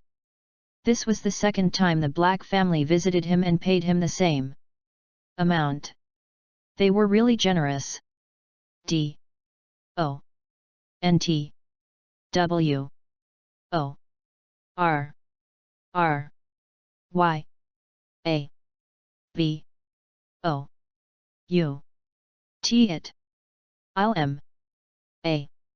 K. E. S. U. R. E. E. V. E. R. Y. T. Hin. G is. S. E. T. TLE. D. Nick. Ely. The Protector Chapter 724. Wardle finally agreed. The Black family was really desperate. This meant money would keep flowing in. For Wardle, this deal was worth 300 billion. After he sent the Black family off, Wardle started thinking. He just got the money and he was sure more would come in the future. Wardle planned on buying 2 villas in Northampton and Southampton, each for his 2 little lovers. Just as Wardle was busy fantasizing about his life, the sound of frantic footsteps echoed down the corridor. The excavator operators came rushing in. "What's up?" Wardle questioned with a hint of surprise in his voice. Joel's eyes opened wide in curiosity. The operators were panting and gasping for air. Their legs gave way and they collapsed to the ground out of fear. We saw him. The monster," they gasped. "What on earth are you talking about?" Wardle shouted. His gut feeling told him something was not right. "Did you demolish the place?" Joel asked. "Yeah. We did," the operators replied. "Good," Joel said shortly, giving a sigh of relief. Now everything was settled. He almost thought they failed the mission. "But we messed with the wrong person," the operators explained. Before they could even continue, the secretary dashed in and reported, "Mr. President, there's a guy called Levi outside." "I knew it. I knew he would come," Wardle exclaimed with a haughty laugh. Joel waved his hands, gesturing the operators to leave them alone. They turned and walked away awkwardly. Soon enough, Levi arrived. Wardle and his lot greeted him with the brightest smile. "So? Have you finally made up your mind? You should have just done things our way. Why force us to make things ugly?" Joel jeered. Wardle stretched and rested his legs on his office table as he smiled contently. "You'll get everything I offered you yesterday the moment you sign the contract. I'll also give you an extra 50 million, he said. Wardle signaled his secretary, who quickly came up to him with 2 checks. Worth 150 million in total. This had always been Wardle's best tactic: offend first and placate later. This was how he control other people. "All right, since what's done is done, let's be friends from now on. Let's bury the hatchet, shall we?" Joel suggested. He walked towards Levi, wanting to give him a friendly pat on the shoulder. Bang! Before Joel could even touch him, Levi raised his leg and kicked him aside. Joel landed right on the table and the table broke in half. He groaned as his face contorted in pain. The others watched in horror because they did not expect Levi to attack Joel.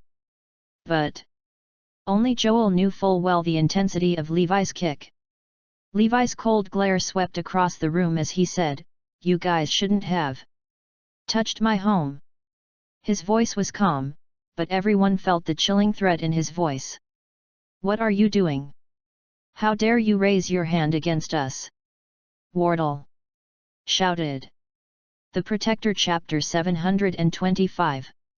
Joel looked at Levi and cried out in anger, "How dare you do this to me? I'll kill you.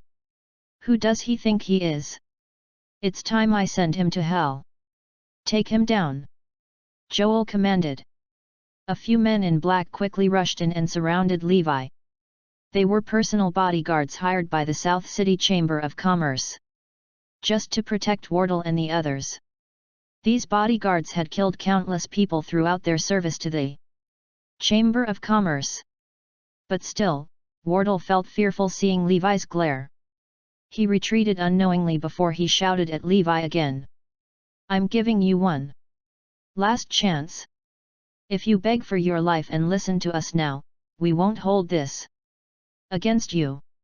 If not, don't even think about leaving this place alive." Wardle threatened. The 30 bodyguards charged towards Levi, but he remained unmoved. He let off a slight scoff and kicked away the chair blocking his way. "As I said, you shouldn't have touched my home," Levi reiterated. He was enraged.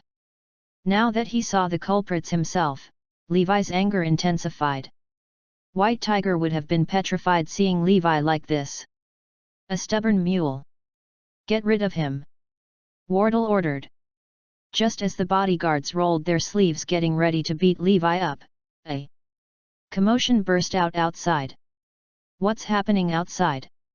Wardle turned around and asked. Wardle and a few others quickly flocked to the window to check out what was happening outside. Their face turned pale as they processed what they saw. Fear and horror seized them and they could not even bring themselves to talk. Seeing their reaction, Joel struggled to get on his feet so he could go over and take a look. "What's the matter? What is it?" he asked worriedly. Joel was struck with terror when he saw it. He dropped to the ground weakly and his lips quivered in fear. Outside their building, countless battle tanks lined up in an orderly manner, besieging the building and leaving them with no exit route. There were even tens of fighting vehicles following close behind. Armed soldiers disembarked from the vehicles and tanks as they marched concertedly towards the Chamber of Commerce. Soon, the thuds of their footsteps could be heard drumming down the corridor. In a split of a second, the soldiers kicked down the door and swarmed in, filling up the spacious meeting room in no time.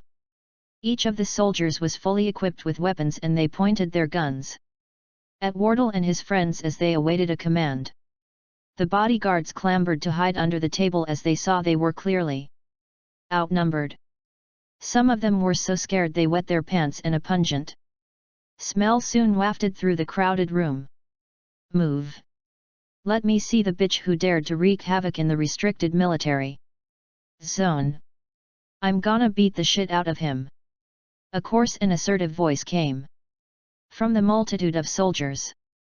The Protector Chapter 726. Following the commanding voice, a bulky man in uniform appeared with a machine gun on his shoulder. After making an entrance, the army official stood still and surveyed the people. He spotted Levi and quickly saluted, saying, "Chief, this is South City War Zone.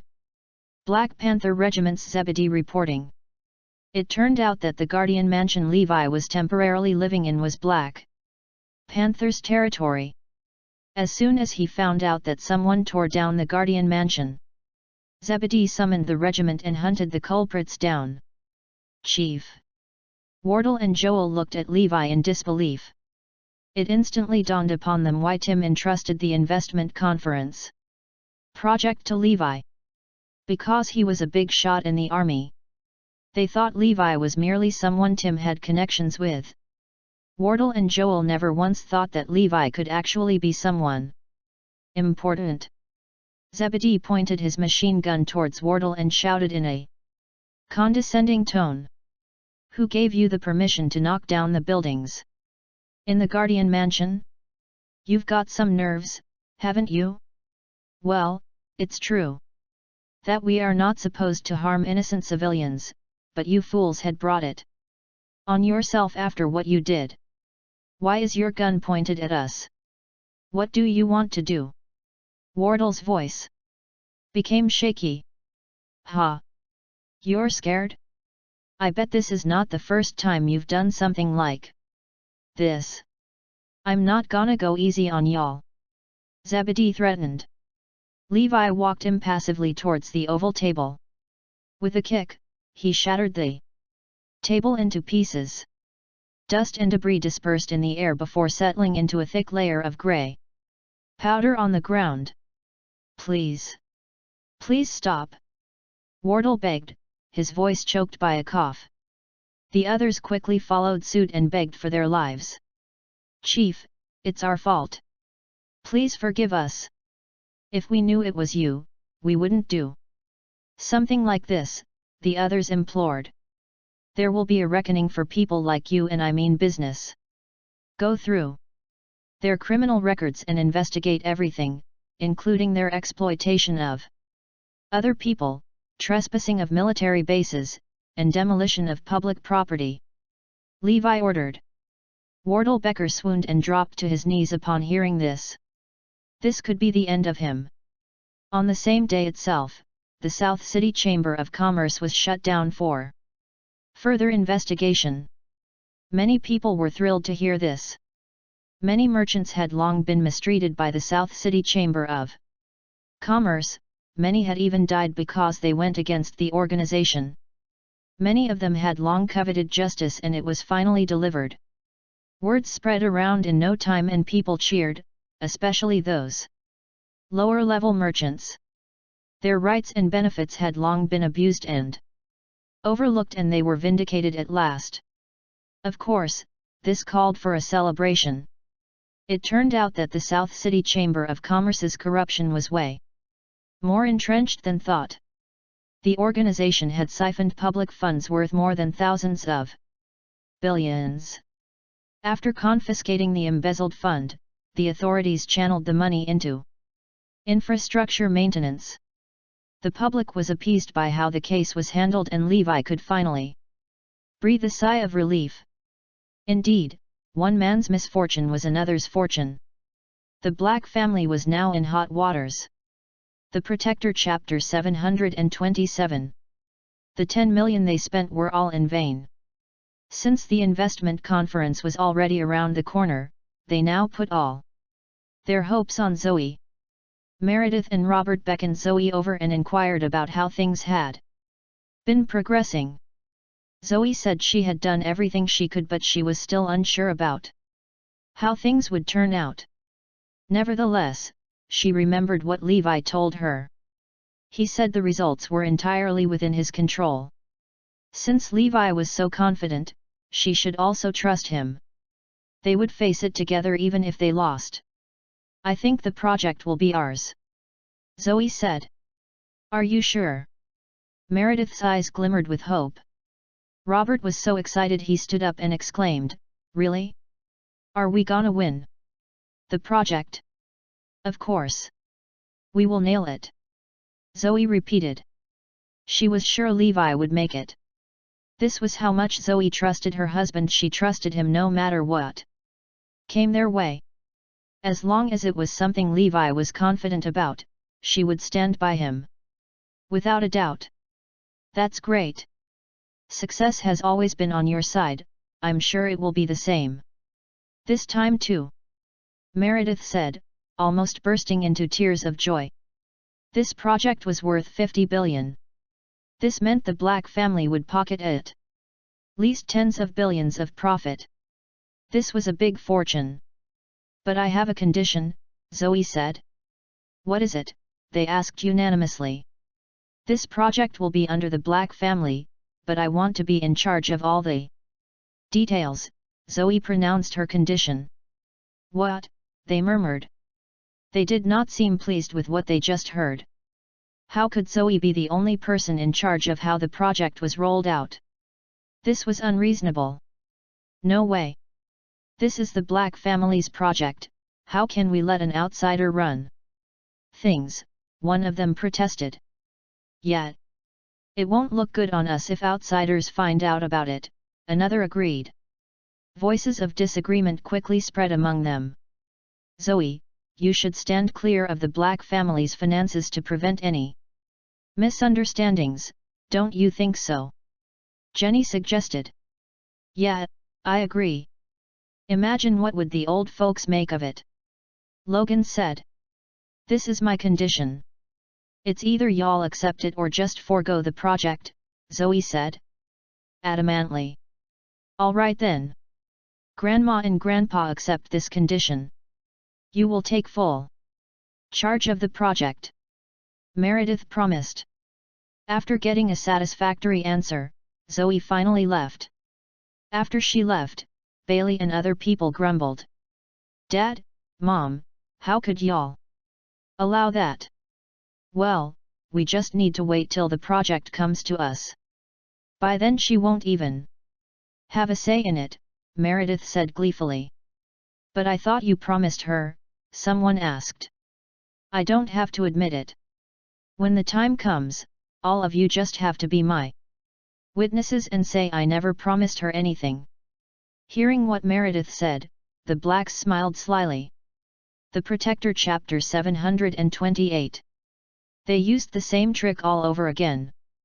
They knew it was someone from the black family who took the 10 million check last time, yet they accused Levi. This time around, they knew Zoe would not stand a single chance against them. However, Quintus was a little worried. He said, "Grandma, that won't be foolproof. Right? You still have a reputation to keep." "I will gladly trade my reputation for the black family. Besides, given Zoe's unswerving loyalty to Levi, this project will ultimately go to him if we allow her to have her way," Meredith said. "True. We should never let Zoe have things her way," Logan and Jenny said. Zoe was too naive to believe the black family.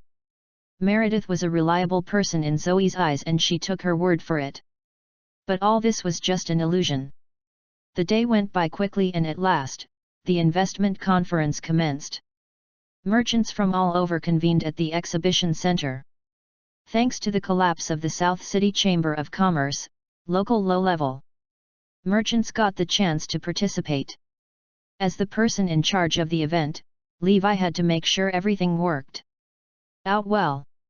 As soon as he arrived at the exhibition center, a familiar voice held his step. "This must be an unlucky day. I can't believe we ran into him again." It was Tyler. He and his friends were here for the investment conference as well.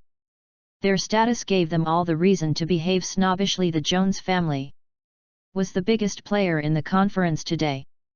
The Southampton royal family came second to none. "Are you here for the investment conference?" Wales asked. "Else why am I here?" Levi said. "Aren't you just a security guard?" "Why? Are you here to bid for an investment project too? Or you're here because you want to sell your identity as the Jones family's grandson so you can earn some money?" Wales teased. Hearing this, Tyler warned Levi, saying, "Don't let me catch you sneakily using our family's name. I won't let you off the hook that easily." "Sadly, I'm not here to bid for an investment project," Levi replied accordingly. "Then?"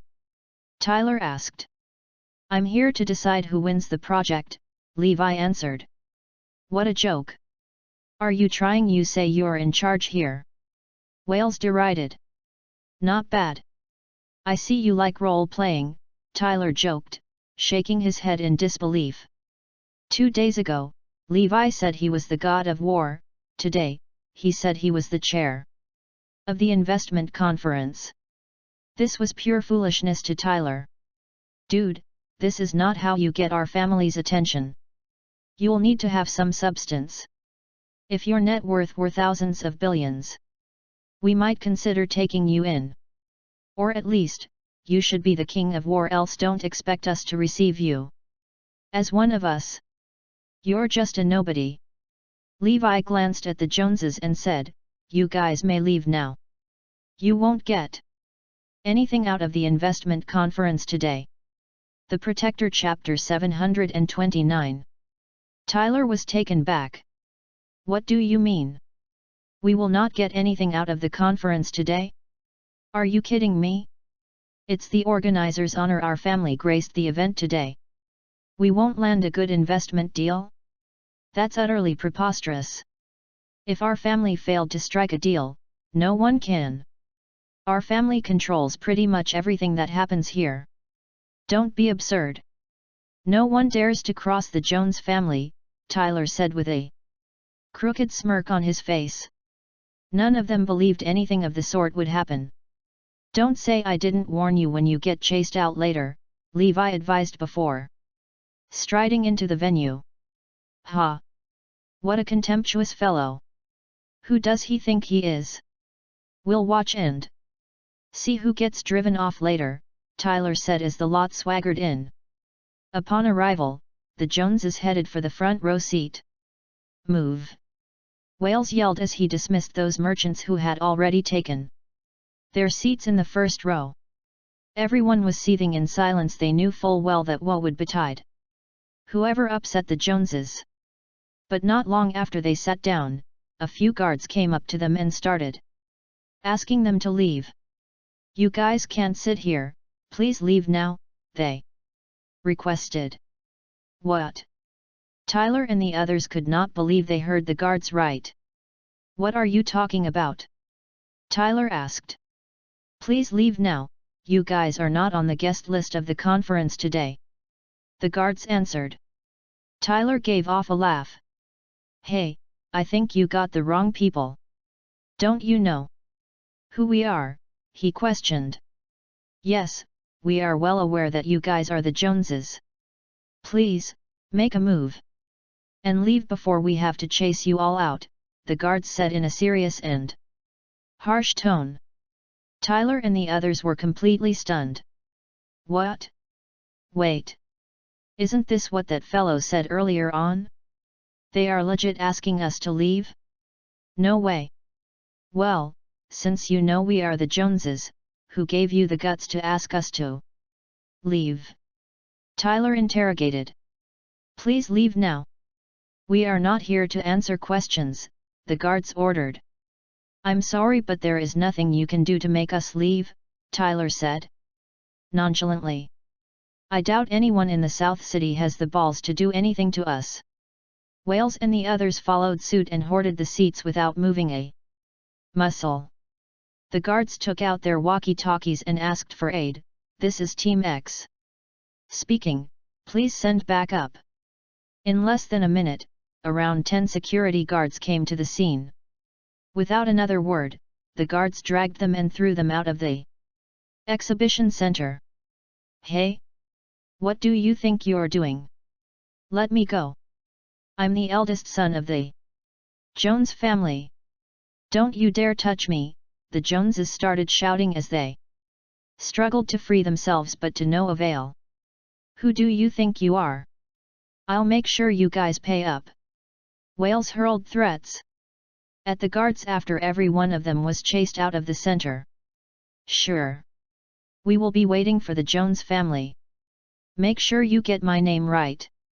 I'm South City Black Panther Regiment's First Lieutenant Sirius," one of the men in uniform retaliated. "The Protector Chapter 730. I'm South City Black Panther Regiment's Captain Dave," another one reported. "And I'm South City Black Panther Regiment's First Lieutenant Philin," another soldier stated. After each of them took turns to announce their identity, Tyler and the others were startled. "What? The organizers mobilized the military soldiers because of this investment conference? What the heck? We're so sorry, we must have been out of our mind. Please forgive us," Tyler and Wales quickly apologized. "Shoot! What were we thinking? They are the military. I hope this never gets to the God of War. We need to make a good impression.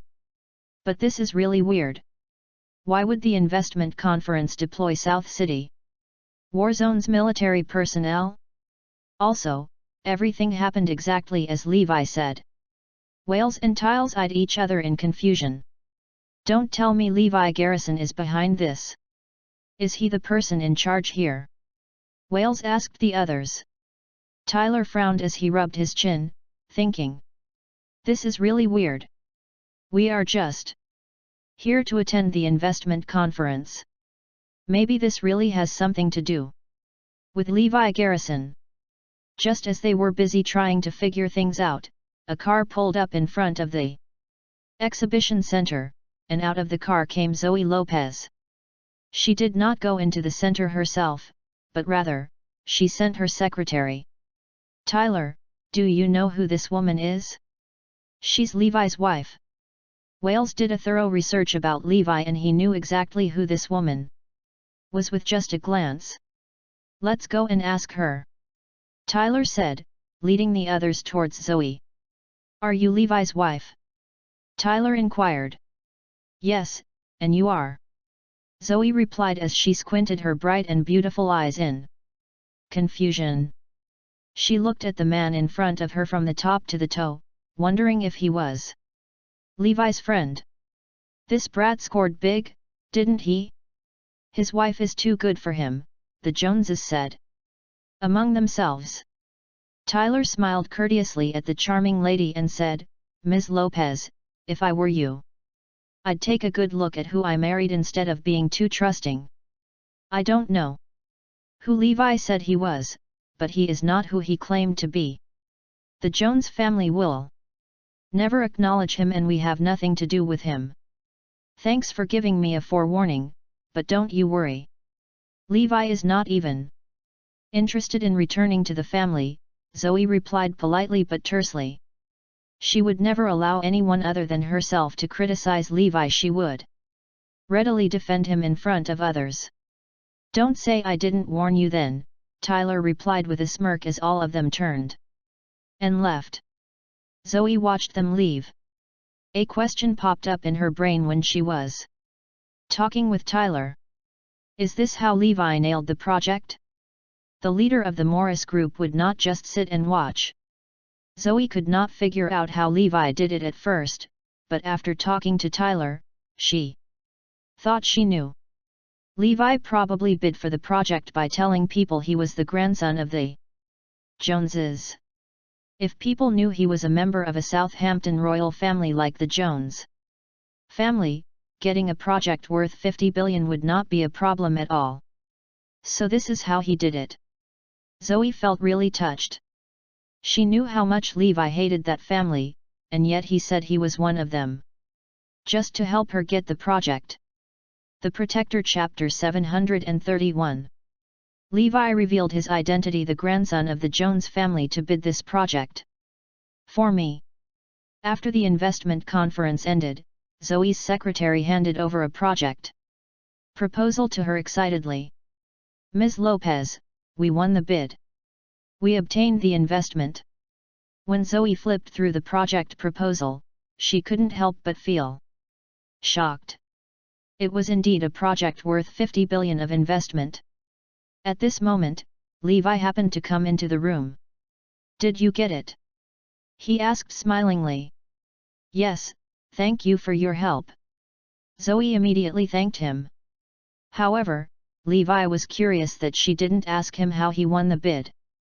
He wasn't aware that Zoe thought he utilized his identity as the grandson of the Jones family to bid on the project. Okay, I'll tell Grandpa the news now. When Zoe returned to the villa of the Black family, almost all family members were already waiting for her. They smiled in unison as soon as Zoe entered the house. Zoe, how is it? Meredith asked. Grandma, I did it. I have obtained the 50 billion project. Here's the information about the project. When Zoe spoke, she handed over the documents to them. Soon, everyone was overjoyed after reading through the documents. It is indeed a project worth 50 billion. Zoe, you're really awesome. You achieved it effortlessly. Meredith complimented her.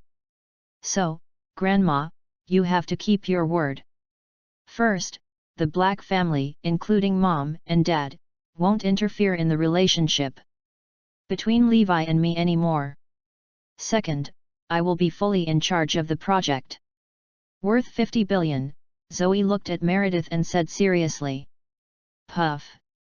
All of a sudden, the atmosphere in the living room turned tenser while everyone looked somewhat sulky. Zoe was startled once she noticed the change. What's going on? The next moment, Meredith asked curiously, Oh? Did I say that before? Meanwhile, Zoe was stunned when she heard it from Meredith. Bang! She was shocked and rendered speechless as if lightning had struck her.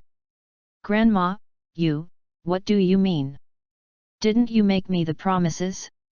Why? Are you going back on your word? Zoe asked in disbelief.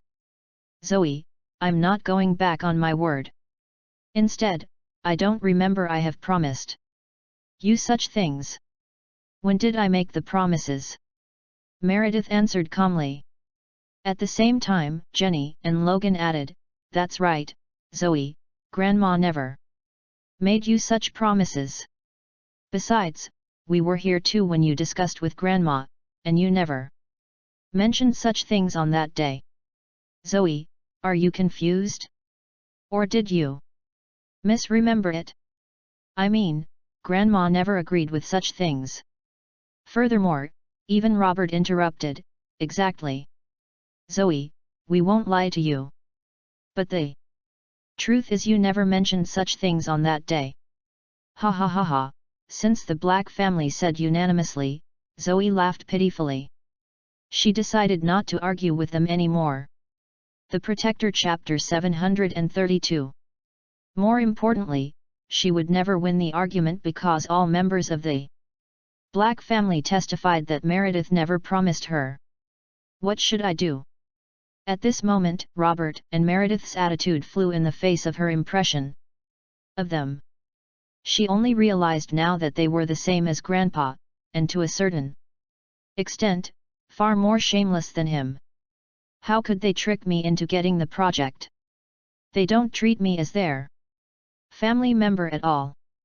Now, she began to understand why Levi chose not to acknowledge the Jones family as his family.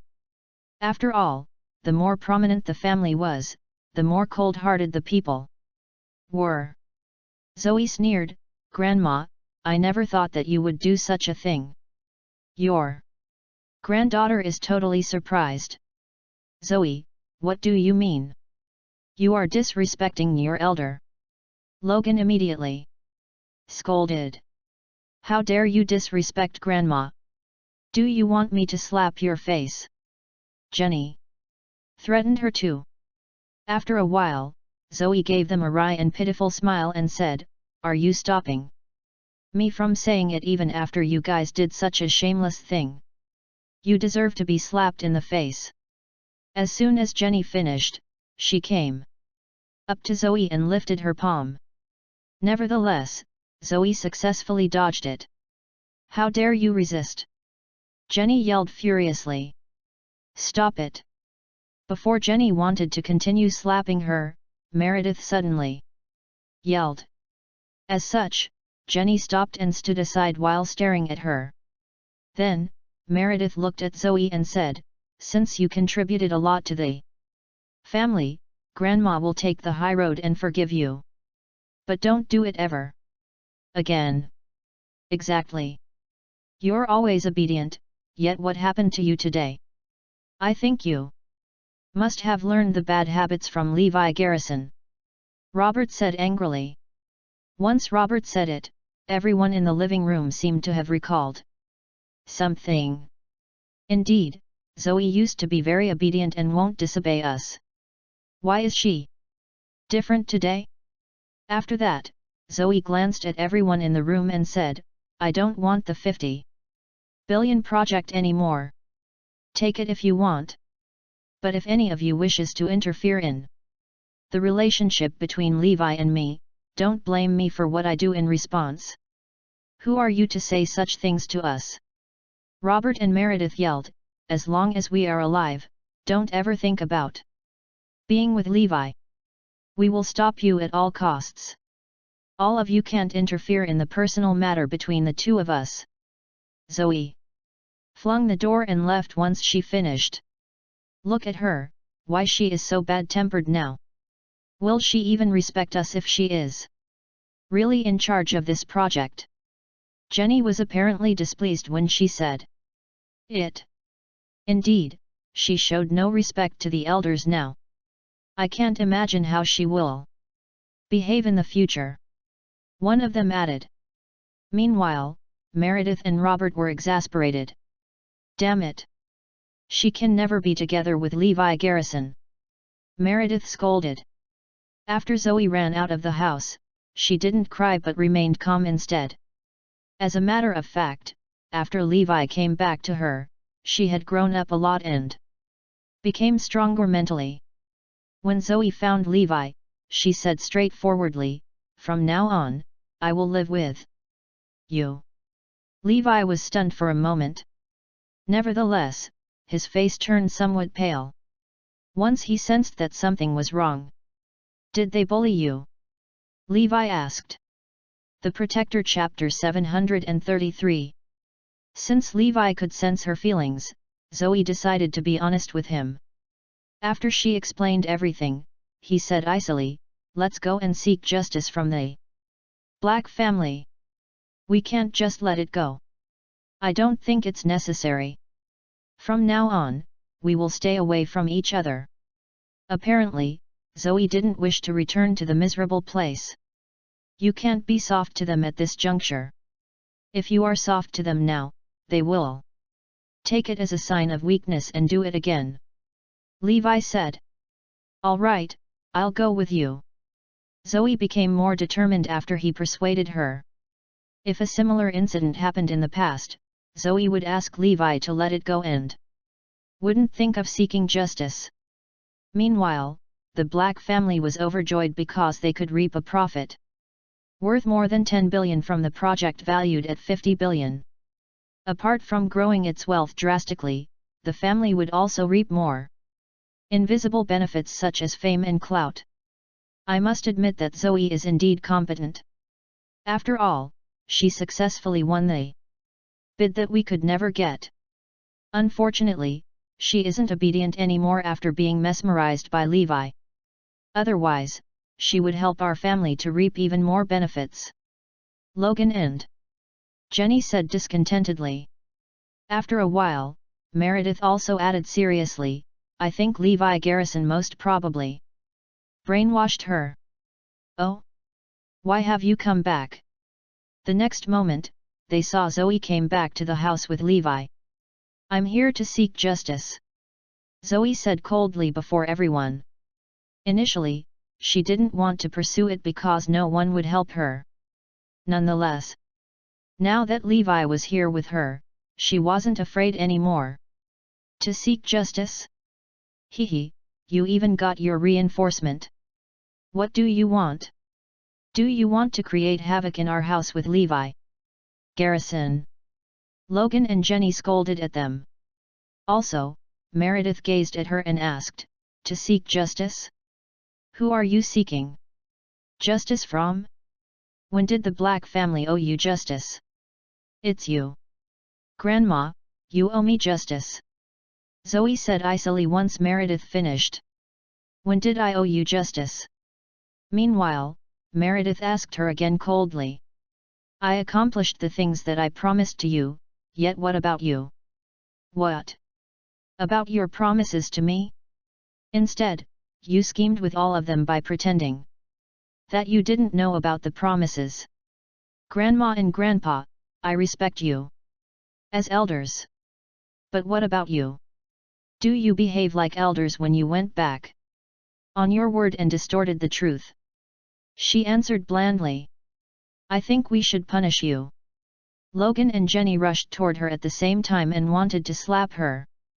Bang! However, Levi threw a kick at Logan and sent him flying before he could even touch Zoe. As such, everyone in the living room was startled and fell silent. When Jenny lifted her hand, he grabbed it with one of his hands and slapped her in the face with another. "How dare you touch her? You're asking for trouble." Since Levi was here, he would never allow them to bully Zoe. On the other hand, the Black family still hadn't uttered a word as they were totally shocked. After a while, some of them finally broke the silence and yelled, "Levi, how dare you hit them? Do you know you have committed a grave mistake?" The Protector Chapter 734. Jenny covered her swollen face while Logan struggled to stand up. After that, both of them stared at Levi wickedly. Levi glanced at Meredith and scolded, "You and the old man are indeed shameless. Why are we shameless? Besides, who are you to accuse us of something like this?" Meredith asked angrily. "Did you renege on your promises to Zoe?" he asked firmly as soon as Meredith finished. "I didn't renege on any promises. In fact, I never made such promises. Moreover, everyone in the Black family can be my witnesses." Meredith looked unexpectedly composed even when she was lying. Exactly. We can testify that she never made any promises to Zoe. Zoe made this up. There are no promises made whatsoever. The members of the Black family began to argue and asserted that Zoe made everything up. Meanwhile, Zoe couldn't help but sneer when she felt the cold-heartedness of the Black family once again. Meredith, do you dare to look me in the eyes? Zoe said furiously. Why not? Meredith sneered. How dare you say that you didn't promise Zoe anything? Look into my eyes. And answer me with your conscience. Did you make the promises? Suddenly, Levi interrupted and bellowed at her with a deep voice.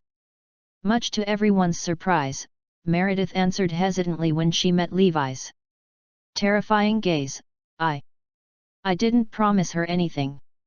You hesitated. Zoe is your granddaughter, but is that how you should treat her? Is that how you behave like an elder? Don't you ever worry that your ancestors will condemn you? Alas, you used to serve in the military. Is that how you are supposed to deceive your own granddaughter?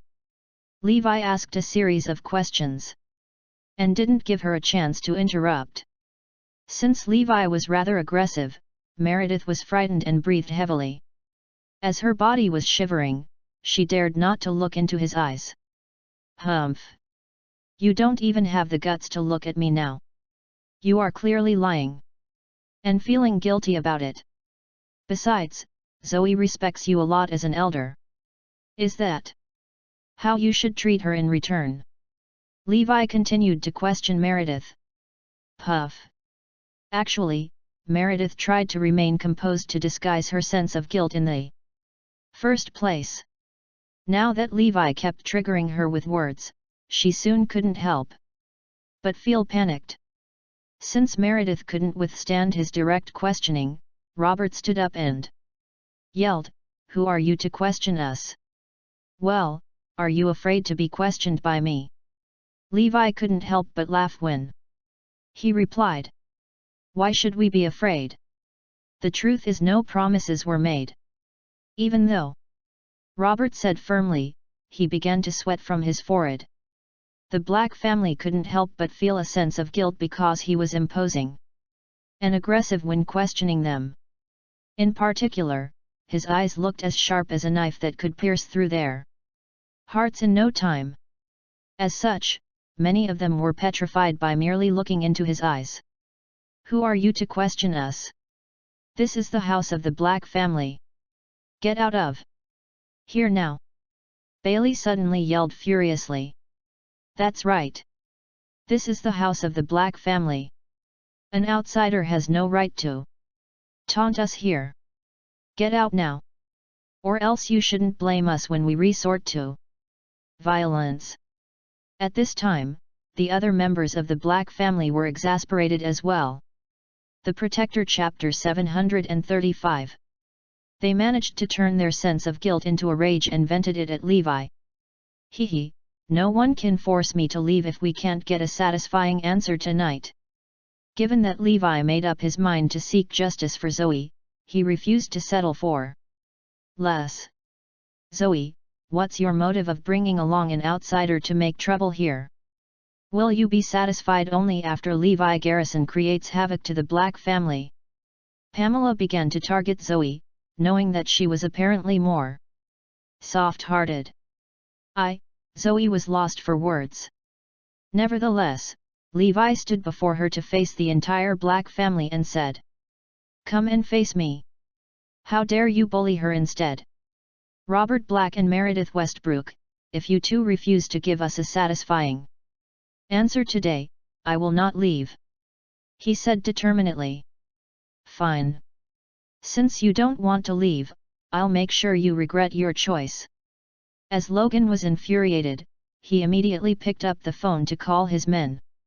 Soon, dozens of men with iron rods in their hands surrounded Levi. "Are you certain that you refuse to leave our house? All right, I will cripple your legs today and ditch you out." Logan sneered at him. At the same time, he could imagine the bloody scene in which they beat the hell out of Levi. Robert and Meredith added heartlessly, "Beat and cripple him. We don't mind taking care of him for the rest of his life, exactly like how we pet a dog." My goodness! Zoe was nervous when she realized that the Black family was serious about it. They really want to cripple Levi. Go now. Once Logan gave the order, all of his men rushed toward him. Meanwhile, Zoe almost closed her eyes because she felt hopeless about what would happen next. Bang! She could hear that the brutal fight ensued right after she closed her eyes. Nevertheless, about 10 seconds later, the living room fell silent. When she opened her eyes, she saw dozens of men rolled on the floor and shrieked in pain. On the other hand, Levi stood still and was safe and sound. Is he that strong? Apart from Zoe, all members of the Black family were startled too. They stared at him and couldn't believe their eyes. In fact, no one expected that he would be strong enough to defeat dozens of men by himself. Furthermore, Logan, who stood in front and closest to him, couldn't help but shiver. After coming up to him, Levi lifted him and threw him out of the living room. Bang! His bones were probably fractured when he fell. The next moment, Levi threw a kick and smashed the table before him. If we can't seek justice today, I will resort to violence to solve all problems, he said imposingly. Meanwhile, the entire Black family stayed silent because Levi was proven too strong for them to handle.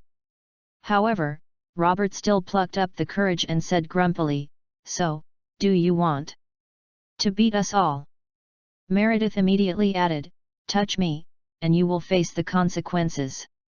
Even Bailey had the cheek to say to Zoe, "Zoe, you have betrayed the family. How dare you inflame an outsider to beat us? Are you thinking of killing your family members for the sake of your so-called justice?" The Protector Chapter 736. Zoe looked up at Bailey and replied, "I don't intend to do such things but only to seek justice. Instead, you people menaced and even wanted to beat us.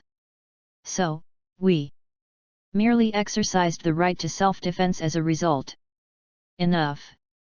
It looks like you have been totally brainwashed by Levi Garrison. Meredith was pissed off and continued, "Justice? No way.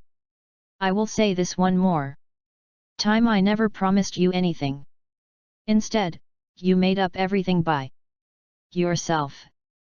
Now, I order you to leave our house along with the outsider. This is not the place for you to make trouble." After meeting Levi's gaze, Zoe said firmly, "We can leave today on a few conditions. First, the Black family must promise that it will never interfere in the relationship between Levi and me. Second, I will be fully in charge of the 50 billion project. Dream on. This is impossible. We will not agree to it." Robert answered overbearingly, "First, the project worth 50 billion belongs to the Black family and has nothing to do with you. Second, we will stop you from marrying Levi Garrison at all costs." However, Levi interrupted smilingly, "Well, I do have a way to seek justice." After that, he dragged Logan back into the living room and moved toward them. What do you want to do?" Meredith and the rest were scared to death. "As I said, violence can solve all problems." Levi sneered. Crack! The next moment, he threw a kick at Logan's leg and fractured his bones. Ah! Logan looked ferocious and shrieked in pain. At this moment, the entire Black family panicked. "You, don't act recklessly," Robert advised him. Given that Levi was cruel, they were extremely afraid of the consequences. However, since they still refused to agree to Zoe's demands, Levi announced smilingly, "Another leg." Crack! The Black family was terrified when Logan shrieked pitifully once again. Levi Garrison is a terrifying man. Zoe, did you see what he did? Why didn't you stop him? Bailey yelled at Zoe. Nevertheless, Zoe answered blandly, to tell you the truth, it was actually Levi who obtained the project worth 50 billion. He did it on one condition: I have to be fully in charge of it. You have only yourself to blame for everything that turned out this way. What? The Black family was startled. Next will be his arms. Levi sneered blandly. Grandpa, Grandma, please save me. I don't want to die. Logan peed his pants because he was frightened. Levi, please don't do it. At this time, Russell, who was on duty today, returned to the villa. Meanwhile, the Black family was relieved to see Russell because the backbone of the family had finally arrived. Bailey and some of them immediately screamed, Russell, take down this wild animal now. He beat and hurt a lot of people just now. Much to their surprise, Russell kneeled before Levi and begged, Levi, please. Give me a chance and don't make it difficult for the Black family. Russell was well aware of the severe consequences if Levi was infuriated, yet the Black family didn't understand it. Moreover, he couldn't do something that amounted to a disciplinary offense. Since Levi's identity was highly classified, he had to keep it secret at all costs. The Protector Chapter 737. I can leave only after I have sought justice for Zoe. Levi replied emotionlessly. Grandpa, Grandma, what have you done? After asking them, Russell eventually got the full picture of the incident. Grandpa, Grandma, you must be fair to Zoe, or else this will never end. Let me handle this. Russell made the order. Meredith and Robert looked at each other but dared not reject his suggestion. In fact, they had no choice but to compromise to prevent Levi from creating havoc. Besides, you must write it down and affix your seal. Levi demanded. Hey! Don't go overboard! Meredith yelled. Much to her surprise, Russell immediately persuaded her and said, Grandma, listen to me. Write down their demands on a paper.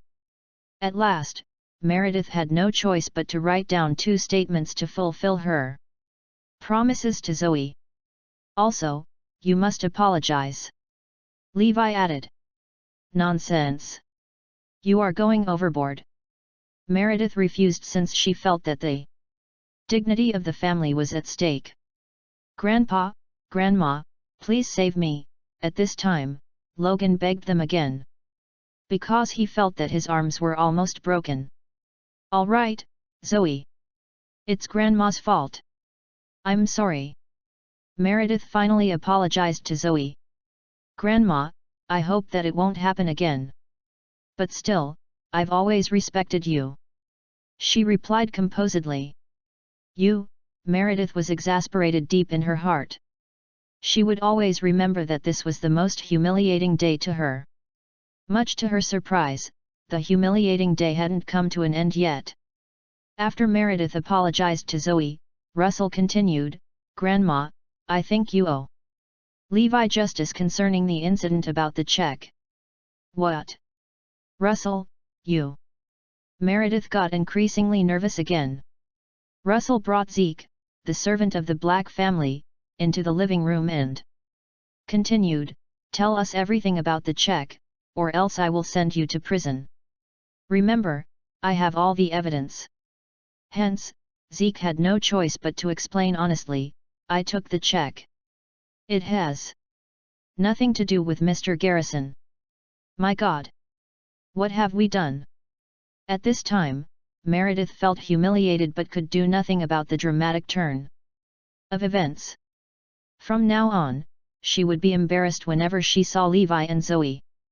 On the other hand, Zoe was overjoyed that Levi finally cleared his name. However, she didn't expect that the Black family had been doing similar despicable things in the past. Grandpa, Grandma, this is just too much. Zoe scolded angrily. We did it for your own good. You will understand our kindness one day. Robert said. At last, Zoe and Levi left the villa of the Black family after seeking justice. From now on, no one can ever bully you. Tell me if someone lays his hands on you again. Levi reminded her. On the other hand, the Black family fell silent once they left. This was perhaps the most humiliating day in the history of the Black family.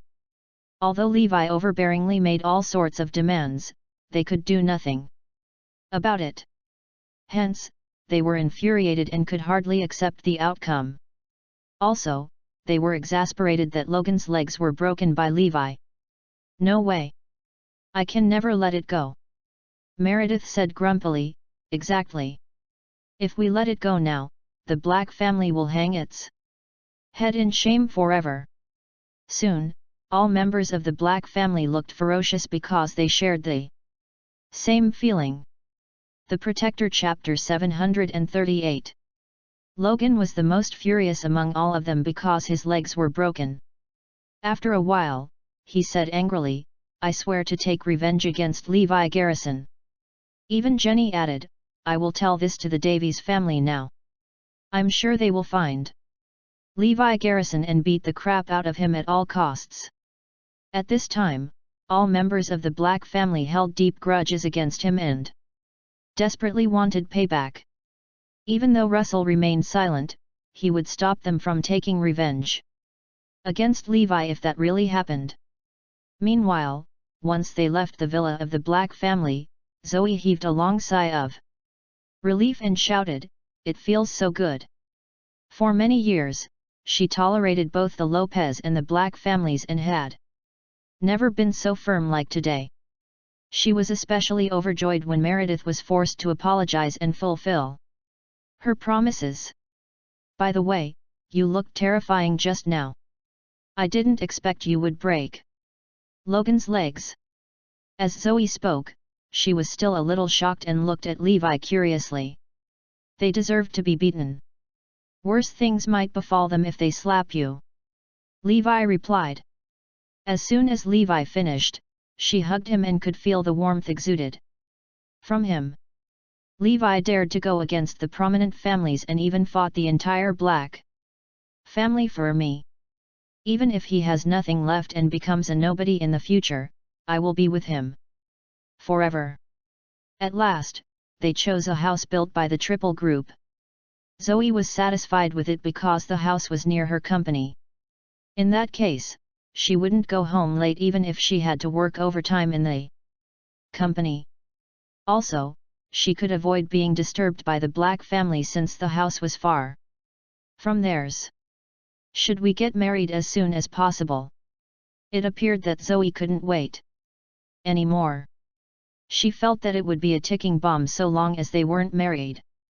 However, Levi answered smilingly, Don't worry. Others can never interfere with our relationship. Besides, I haven't finished preparing the surprise for you. All right. In that case, I'll wait for the day when you marry me. Zoe looked forward to their wedding very much. From now on, she had to shoulder heavy responsibilities. Apart from the Oriental Star Group, she had to be in charge of the 50 billion project. On the other hand, Levi seemed to have more leisure time lately. He would occasionally check the progress of building their house for marriage. The news about the arrival of Western Region's Commander-in-Chief Ezra Williamson at South City in a few days had become a popular topic among the residents. After all, Ezra wanted to publicize his visit so that everyone in the city was aware of his arrival. Hence, many wealthy and powerful figures in the city had prepared a grand welcome ceremony for him. The Jones family even blockaded half of the airport with the help of its connections to welcome Ezra. Furthermore, the Jones family had come all the way from Southampton to Sapphire Villa to ensure that the preparation went well. Did you hear me? You must prepare everything perfectly for the welcome ceremony tomorrow. Michael purposely reminded his employees. The next day, the entire T1 airport terminal of the South City International Airport was blockaded. Michael and the Joneses were waiting at the airport to welcome Ezra. Moreover, all prominent families in South City had been here to welcome his arrival as well. The only group that wasn't here were the ones from the war zone. After all, it was reported outside of South City that Ezra came to the city for treatment and rest. Nevertheless, it was actually an excuse to confuse the enemy because Ezra was safe and sound. After waiting for quite some time, Ezra finally came out of the airport. The Protector Chapter 739. Michael brought celebrities with him as the welcoming committees. Welcome, Chief Williamson. You've been fighting hard at the front line, so we thank you for your service. On behalf of the Jones family, I would like to express our highest respect. Michael almost knelt in respect of Ezra before he was stopped. You're too kind, Mr. Jones. I was only carrying out my duty, responded Ezra, who was dressed casually. After all, his excuse for coming back was to recover from his injuries. Our family made this banner just for you, Chief Williamson. Written on the banner, which Michael ordered to be presented, was National Treasure. Although the Jones family was only doing that as a form of flattery, Ezra was definitely qualified to have that title bestowed on him. With a wide grin on his face, Ezra accepted the banner. You would not have spoiled me with such flattery if you knew of the prodigy in your family.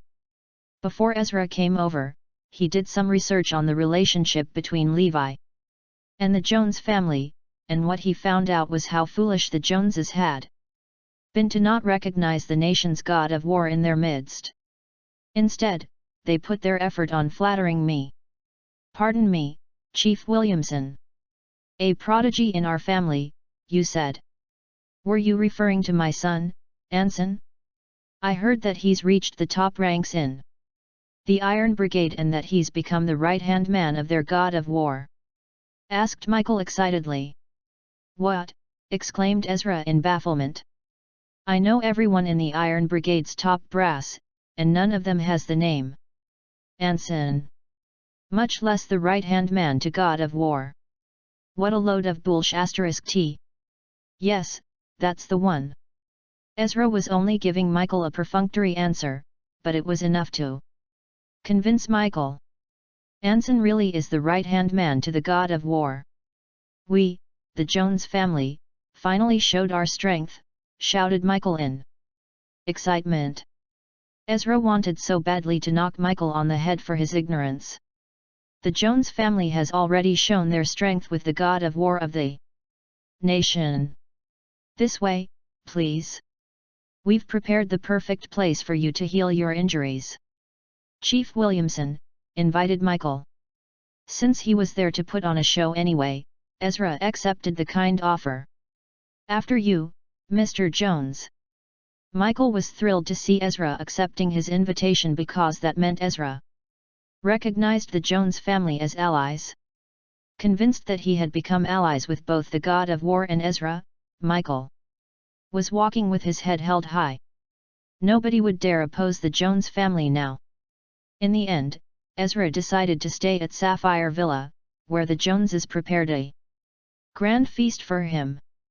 The Joneses were pleased to see Ezra accepting whatever kindness they had to offer because that meant their relationship with Ezra would only become stronger. On the other hand, the people disagreed with Ezra leaving the war zone and spending his time in luxury with the rich and the famous. The Protector Chapter 740. Within a short time, Ezra's popularity dropped significantly. People were even going to Sapphire Villa deliberately to scold Ezra. Don't mind them, Chief Williamson. They're just jealous that we have you as our guest, comforted Michael with a smile. We've built a statue for the god of war and we'd like to know what you think. What do you say, Chief Williamson? Asked Tyler. Sure. Afterward, Ezra followed Tyler and the others to the city center, where the 10-meter-high statue had been erected. What do you think, Chief Williamson? If you're satisfied with it, we can erect one. For you too, offered Tyler eagerly. Seeing how Ezra was frowning at the statue, Michael and Tyler started to get nervous. Is he not satisfied with the statue? If he's not, that's going to spell trouble for us. What's wrong, Chief Williamson? Inquired Michael. Whose statue is this? Asked Ezra. It's the god of war himself. Do you know what he looks like? Ezra's question hit the nail on the head. We don't an actual photo of him. But from the information that we've gathered, that's what he looks like, explained Tyler. Bullsh T. He doesn't look like that. The god of war looks like him. Suddenly, Ezra pointed at Levi. Isn't that Levi? Asked Michael as the shocked Joneses turned to look at Levi, who just happened to be nearby. Could Levi really be the god of war himself? Levi did mention that he's the god of war. He even claimed to be the person in charge of the investment conference and drove our family out. Could it really be him? Ezra then continued, you can't just say that's the god of war based on the information you found online. That's like randomly picking a stranger on the streets and calling him the god of war since nobody's actually seen him before. Phew. As long as it's not Levi. Michael and the others breathed a sigh of relief when they realized that Ezra pointed at Levi randomly. One more thing, the god of war definitely hates things like statues. If you don't want to get on his bad side, you better remove it soon, warned Ezra coldly. Really? Tyler and Wales exchanged perplexed looks with each other because they could not believe that Levi was actually right about the god of war's hate for statues. The two still felt like something was off though. After the statue had been removed, Ezra made up an excuse to leave. Shadow, follow Chief Williamson and report his whereabouts to me. Do what? You can to protect him, ordered Michael. After receiving his order, Shadow followed Ezra all the way to a remote alley and saw Ezra knelt before a man. The Protector Chapter 741. God of War, my lord. This is Ezra Williamson, King of War of the Western region, at your service, shouted Ezra. Get up. There's no need for such formalities. Naturally, the person standing before Ezra turned out to be Levi. Shadow, the most skillful of the Jones family, was shocked to find out that Levi was the god of war all along. Ezra wasn't pointing randomly after all. Levi's the real deal. The god of war looks like Levi because he is Levi. Still stunned by his discovery, Shadow suddenly heard a voice asking him, this the second time that you've followed me? Do you really have to wait for me to call you out? Shoot. I've been spotted. Did he say the second time? Shadow trembled with fear when he realized that Levi had spotted him. Thinking that he was the best there was at hiding, Shadow never expected to be discovered by anyone. Now that the god of war had discovered him, Shadow, clad in black, was convinced to come out to the open willingly. He then knelt before Levi and pleaded, "Forgive me, god of war. I only followed you because I was ordered to do so. If I wanted it, you'd be dead already," stated Levi coldly. "Go back to the shadows. I need you to take care of those who might follow us." Later, ordered Ezra, who needed Shadow to deal with the spies from Weldrake. "Understood," responded Shadow before disappearing again. Ezra then informed Levi seriously, "My lord, I'll attack Weldrake tonight when they least expect it." "So soon?" asked Levi, looking surprised, for he thought Ezra was going to stay a few more days. "The people will only hate me more if I stay any longer. Besides, there's no better time than tonight. Once Kieran's done gathering the beasts, we'll strike at midnight. Whatever you do, just don't die on me," encouraged Levi before giving Ezra a Strong pat on the shoulder. So I've heard that you're remarrying Ms. Zoe soon. Unfortunately, I wouldn't be able to attend the wedding, but you can be sure you'll get my gift. Come, meet my soon-to-be wife. Levi then brought the excited Ezra to the company. Looking at the stranger beside Levi, Zoe was a little dumbfounded. On the other hand, Silas was about to explode with excitement when she saw Ezra. It's Ezra Williamson, Chief of the Western Region. My true superior. Silas was so excited that she stumbled onto the ground before greeting Ezra. Hello. Hello, Chief. After looking at Ezra for quite a while, that was the only greeting Silas could come up with. Chief. Zoe was as surprised as she was perplexed by Silas' greeting. Why did Silas call him Chief? Is that his title? Hello there. Try not to get too excited, advised Ezra before shifting his focus to Zoe. Nice to meet you, Ms. Zoe. I'm Ezra, a good friend of Levi's. We came from the same place. The Protector Chapter 742. Zoe thought Ezra meant that he and Levi came out of the same prison. Nice to meet you too. Please, sit. Have some tea, Silas. Zoe was being very hospitable. Thank you, but I'm good. I have to go soon. Levi told me about the wedding, which I, unfortunately, can't attend, but I have something for you.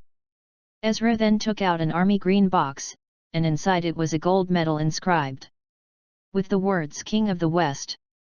It was a symbolic medal, made of pure gold, awarded to the Commander-in-Chief of the 9 war zones. Zoe could see Ezra's utmost sincerity when he gifted her with the medal. You should just take it.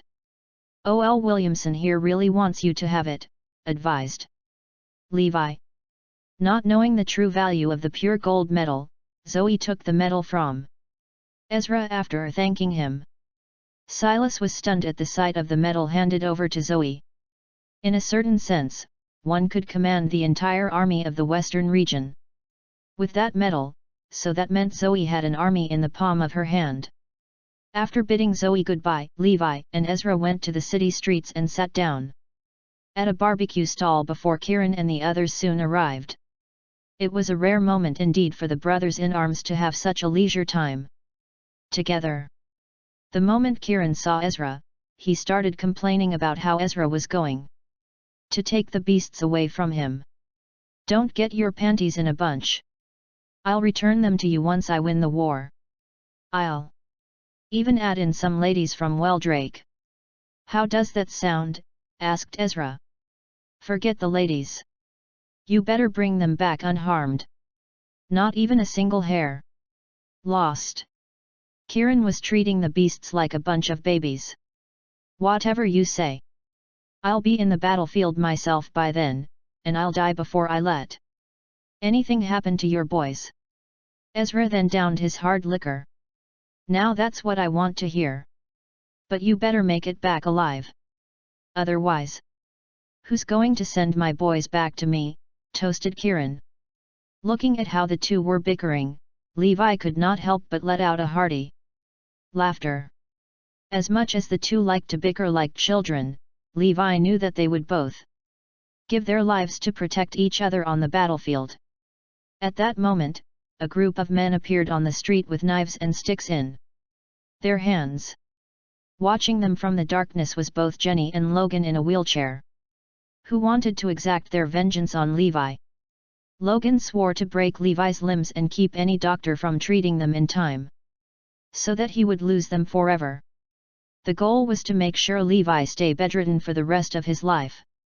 As for the Black family, after Levi offended and angered them just a few days before, they expected nothing less to happen to Levi. The Protector Chapter 743.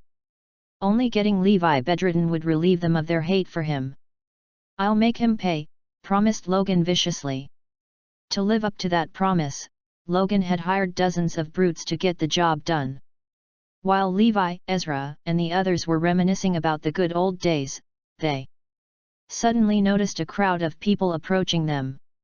Every one of them looked vicious and was armed with sticks and clubs. Annoyed at the sight, Ezra, Kiran, and the others put their liquor down and frowned at the crowd. "You guys carry on. They're here for me, so I'll handle them," notified Levi. "Your business is our business. There's no need for you to move a muscle when you've got us around," assured Ezra with a smirk. Cursed with a bad temper, Ezra had always been the most ruthless killing machine in the army, and he would violently mow down anyone who dared to touch Levi. Suddenly, Levi smirked, for Shadow and the Jones family's elites had appeared. "Looks like we don't have to do anything at all." After figuring out who the Shadow was, the brutes got so terrified that they begged for mercy before running off. Watching from afar, Logan and Jenny were puzzled by the situation. "What happened?" "The Jones family, royalties of Arudaya, is watching over this street," explained the head of the brutes. "What? Did you mean the Jones family of Southampton?" "Ezra Williamson of the Western region must be on this street then," stated Logan, whose face quickly turned pale. If Ezra knew about this, both the Black and Davies family would be ruined. "Then we better run.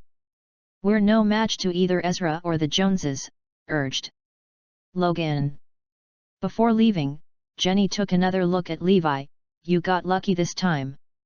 Let's see how long that luck lasts. We'll get our chance. For now, we live to fight another day," advised Logan, who was terror-stricken. After the gathering, Ezra went back to Sapphire Villa while Shadow reported to Michael. "So what did Ezra do today?" inquired Michael before the Joneses all looked expectantly at Shadow. He went to see the god of war." At that moment, Shadow, who was usually calm like the ocean, was short of breath and seemed extremely abnormal. After all, that discovery was the most shocking thing in his life. What? The god of war? The Joneses were more concerned about the god of war than how abnormally Shadow was acting. "Well, what does he look like?" asked Tyler eagerly, who did put in a lot of effort to find out what the god of war looks like for the statue. The Protector Chapter 744. "The god of war is Levi," stuttered Shadow. "You mean the god of war really does look like Levi?" Michael misunderstood what Shadow was trying to tell them. "I thought Chief Williamson was just randomly pointing at somebody. I didn't expect them to really look alike," stated Tyler and the others. Shadow nodded helplessly. "Yes, they do look alike. Shadow, you should have notified us sooner so that we can all go see the god of war himself." "What a shame," sighed Michael. "He's right. You really should have let us know sooner." The others joined Michael to blame Shadow, who was then left with no choice but to provide an excuse. There was a group of troublemakers approaching the god of war and his friends. "I was late because I had to take care of them first." "What?" "There was a group of people who dared to go up against the god of war." Michael found it hard to believe while the rest of the family got anxious. "I've already looked into it. It's the Black family," revealed Shadow. Michael then gave an order. "Wallace, go to the Blacks and teach them a lesson. It seemed that they're forcing my hand to destroy them." Before Logan and Jenny even had the time to inform the Black family of what happened, Wallace and his men stormed in. After Wallace announced his identity, Meredith and the others were more than surprised. "He's a Southampton royalty. His family is much stronger than the Gates or Caesar family."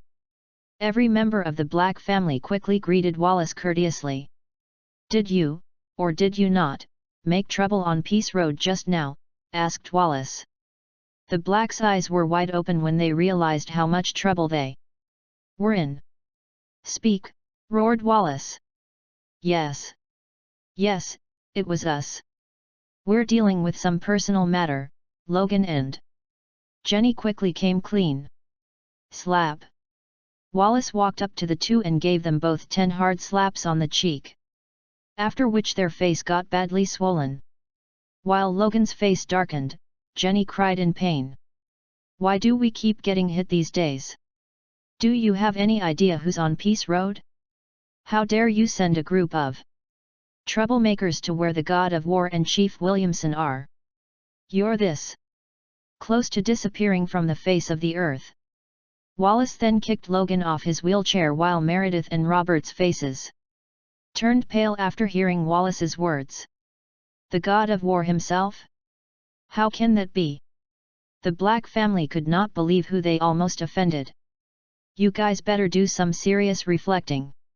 If this happens again, I'll make sure the Black family is turned to dust, warned Wallace before he stormed off and left the Black family to ruminate in dead silence. Our family was this close to being ended.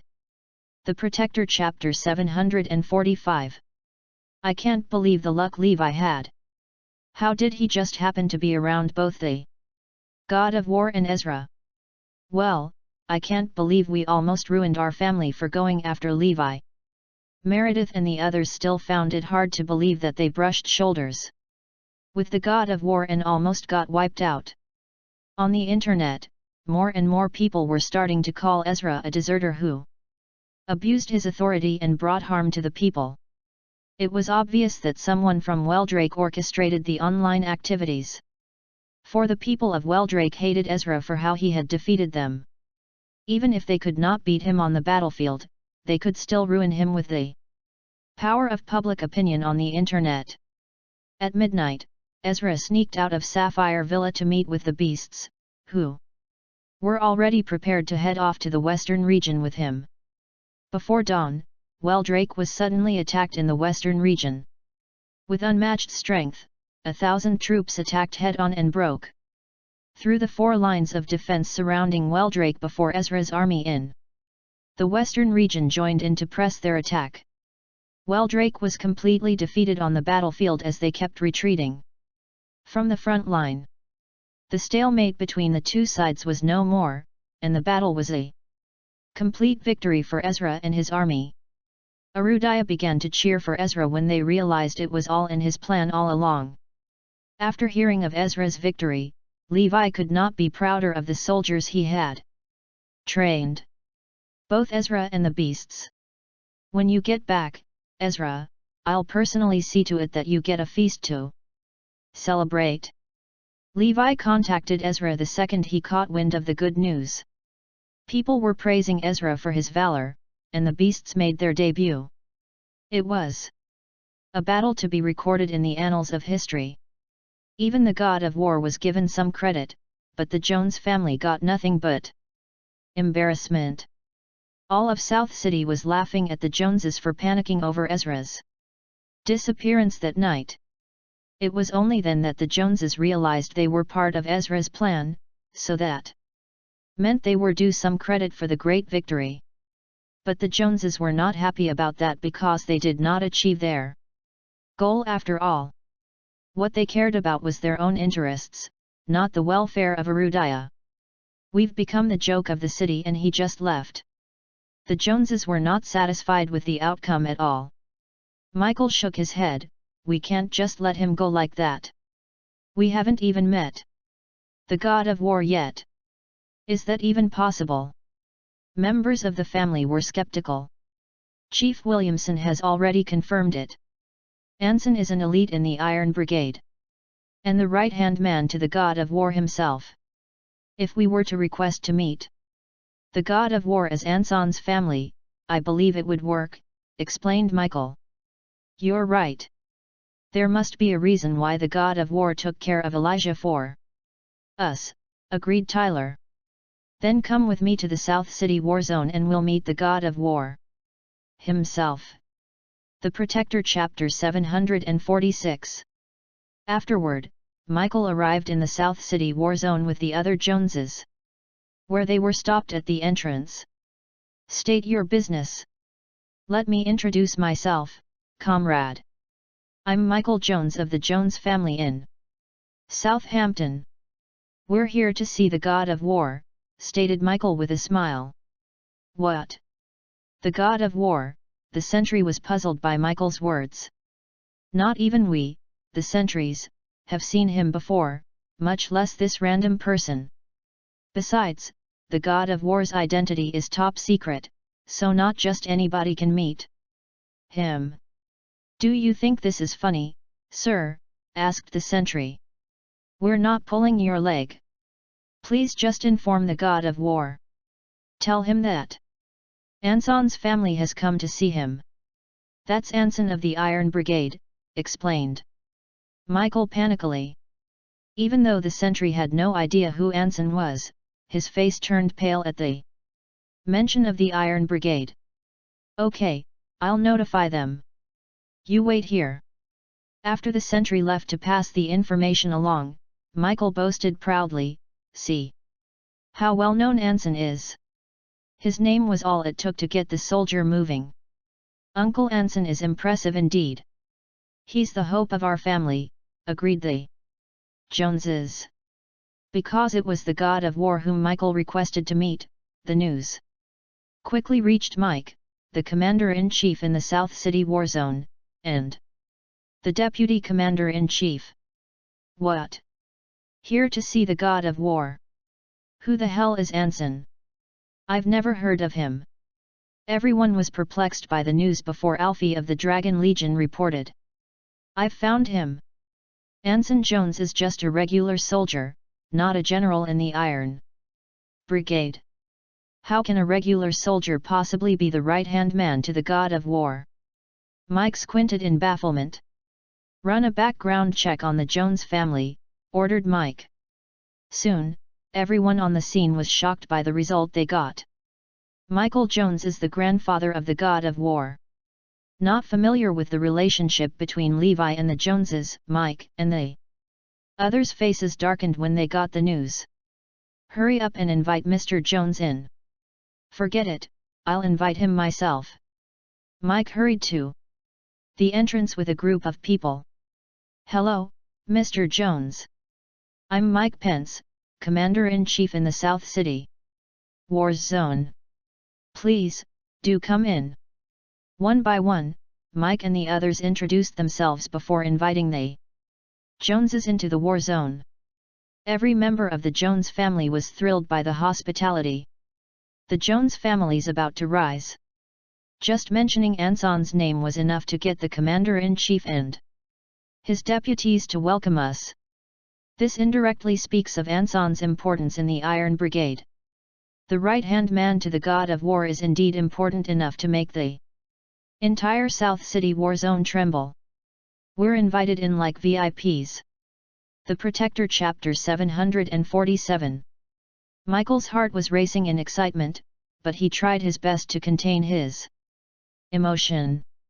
We'll soon be one of the wealthiest family in Arudaya. The other Joneses were almost just as excited as Michael was. What they did not know was that it was all because of Levi. Otherwise, they would not even have made it past the gate.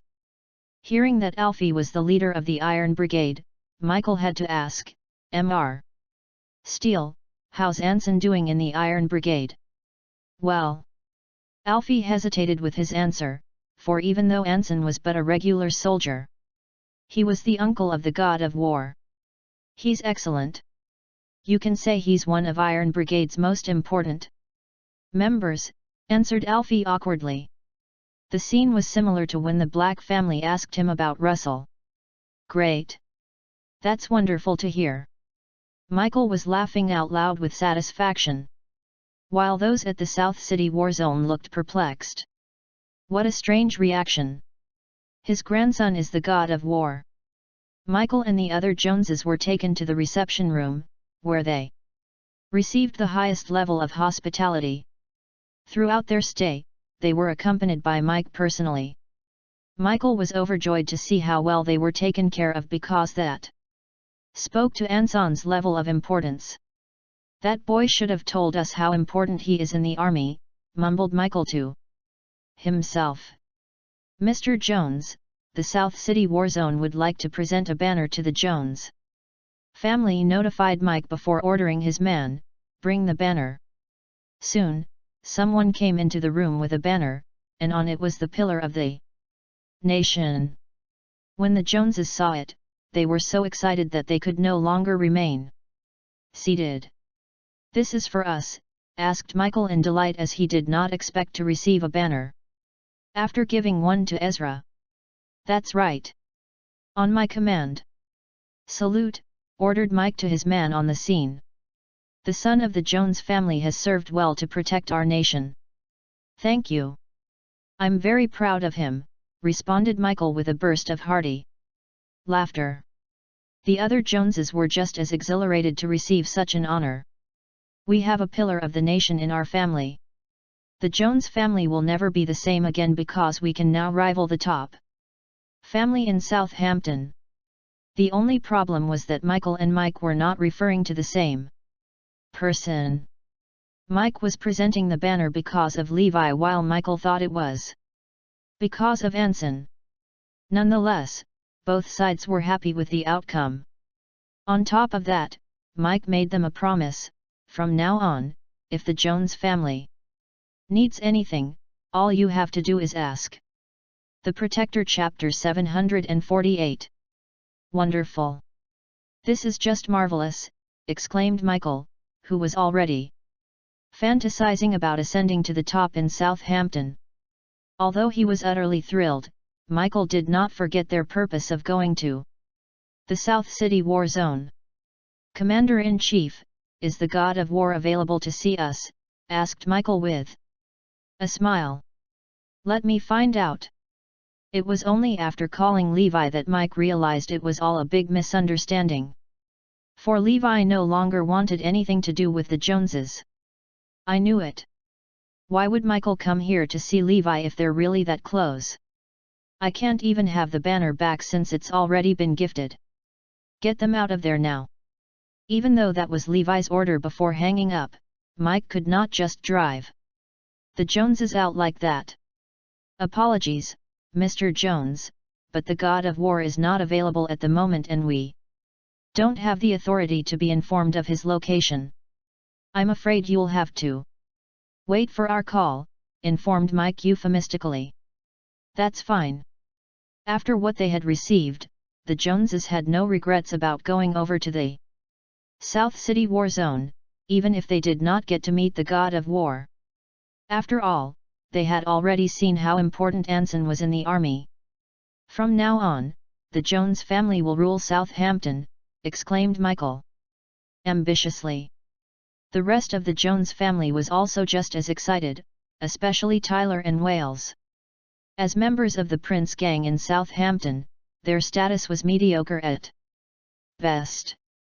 "Once we announce our relationship with the God of War, I, Tyler Jones, would finally ascend to the highest position in the Prince gang, that is, the title of Prince. How fortunate of us! I thought we'd be ruined by the warlord, Elijah. Now that the God of War himself is on our side, Elijah will be under our thumb," boasted Wallace and a few others. "We're right to not let Levi, that lowlife, into our family.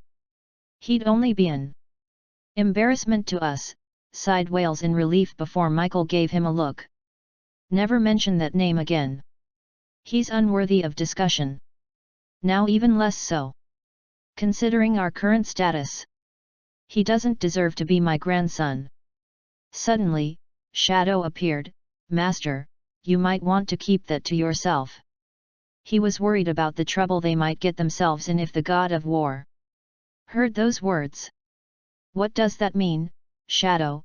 inquired Michael curiously. "No matter what, you can't change the fact that Mr. Garrison's your grandson. I believe that it'd better for you and your family if you keep your thoughts about Levi to yourself," explained Shadow. "What are you trying to say, exactly? And why do you seem different?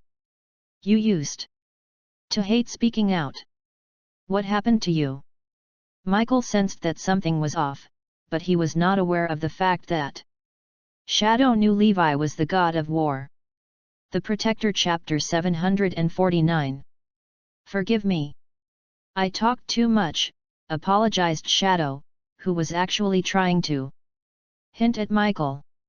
Unfortunately, Michael thought too little of Levi to ever expect him to be anyone important.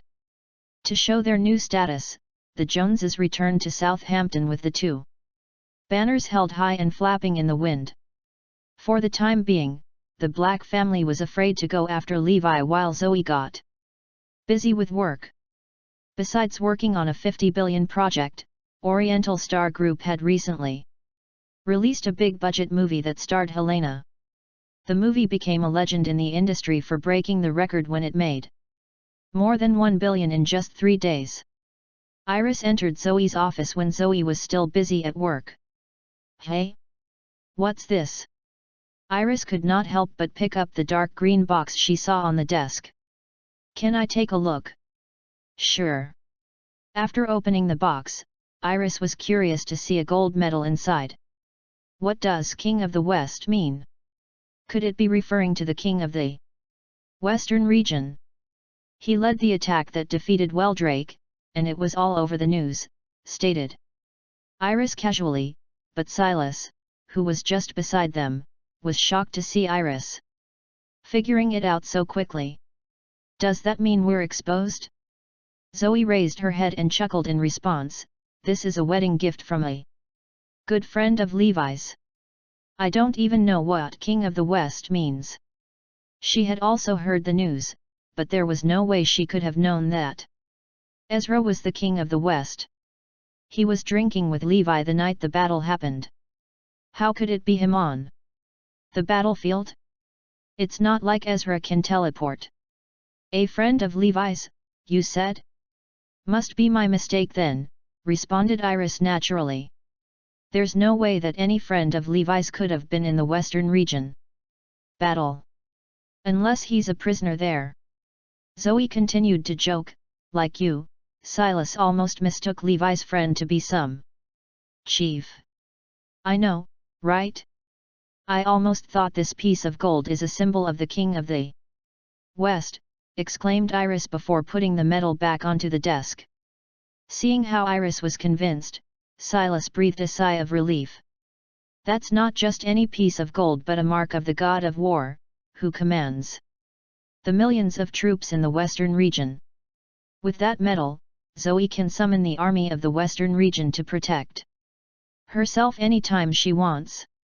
Silas could not help reminding Zoe, Ms. Lopez, I think you better put that box away before you lose it.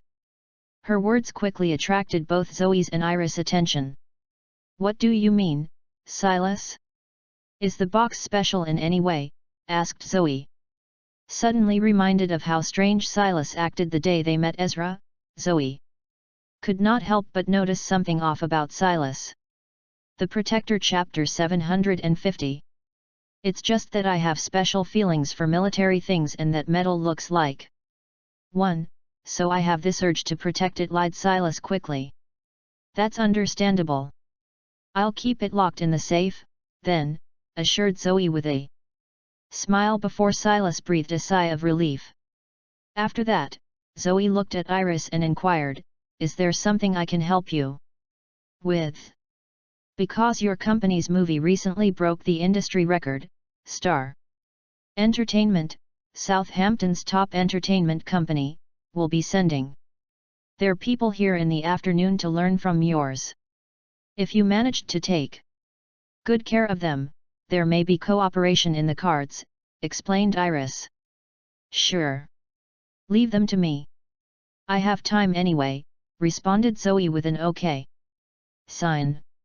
Star Entertainment is one of the top 3 domestic entertainment companies. And they have big shot stars and online celebrities. Even though the Oriental Star Group was growing rapidly, they still had a long way to go since Helena was the only valuable star they had. There was much to be gained from working with a giant like Star Entertainment. Zoe deliberately cleared her schedule to wait for their arrival. In the afternoon, 3 sedans and 4 MPVs parked outside of the Morris Group building. The Star Entertainment Group had arrived, and Zoe was thrilled to see their chairman, Pierre, leading the group himself. Seeing how sincere Star Entertainment was about the meet-up, Zoe welcomed the group along with her team. Still sleeping, Levi was suddenly awakened by the noise. "What the hell is going on?" asked Levi frustratedly before Seth replied with a smile. "Star Entertainment has sent a group to visit Oriental Star Group. Everybody's gone to see the many famous stars and online celebrities in the building. Do you want to go take a look?" The minute Levi heard that there were stars and online celebrities, he lost interest. But if it helped with his wife's career, he thought it would not hurt to let them carry on. Star Entertainment almost sent over every one of the best. Not only did they send Pierre and 8 others from management, 18 of their hottest superstars and online celebrities were also there. The online celebrities then started to live stream and record everything around them, including almost everything in the Morris Group building. Seeing how it was, Seth had to step in to stop them from broadcasting the company's internals, many of which were confidential. He then brought 2 men with him to approach the broadcasters. "Excuse me. Live streaming is not allowed in the building. Thank you for your cooperation," advised Seth, but the live streamers could not be bothered to listen to him as they continued with the streaming. Seth then had to repeat himself, "Excuse me. You're not allowed to do your live stream here. Please stop immediately. You're nothing but a bunch of lowly security guards. Who are you to tell me that I can't do my live stream here?"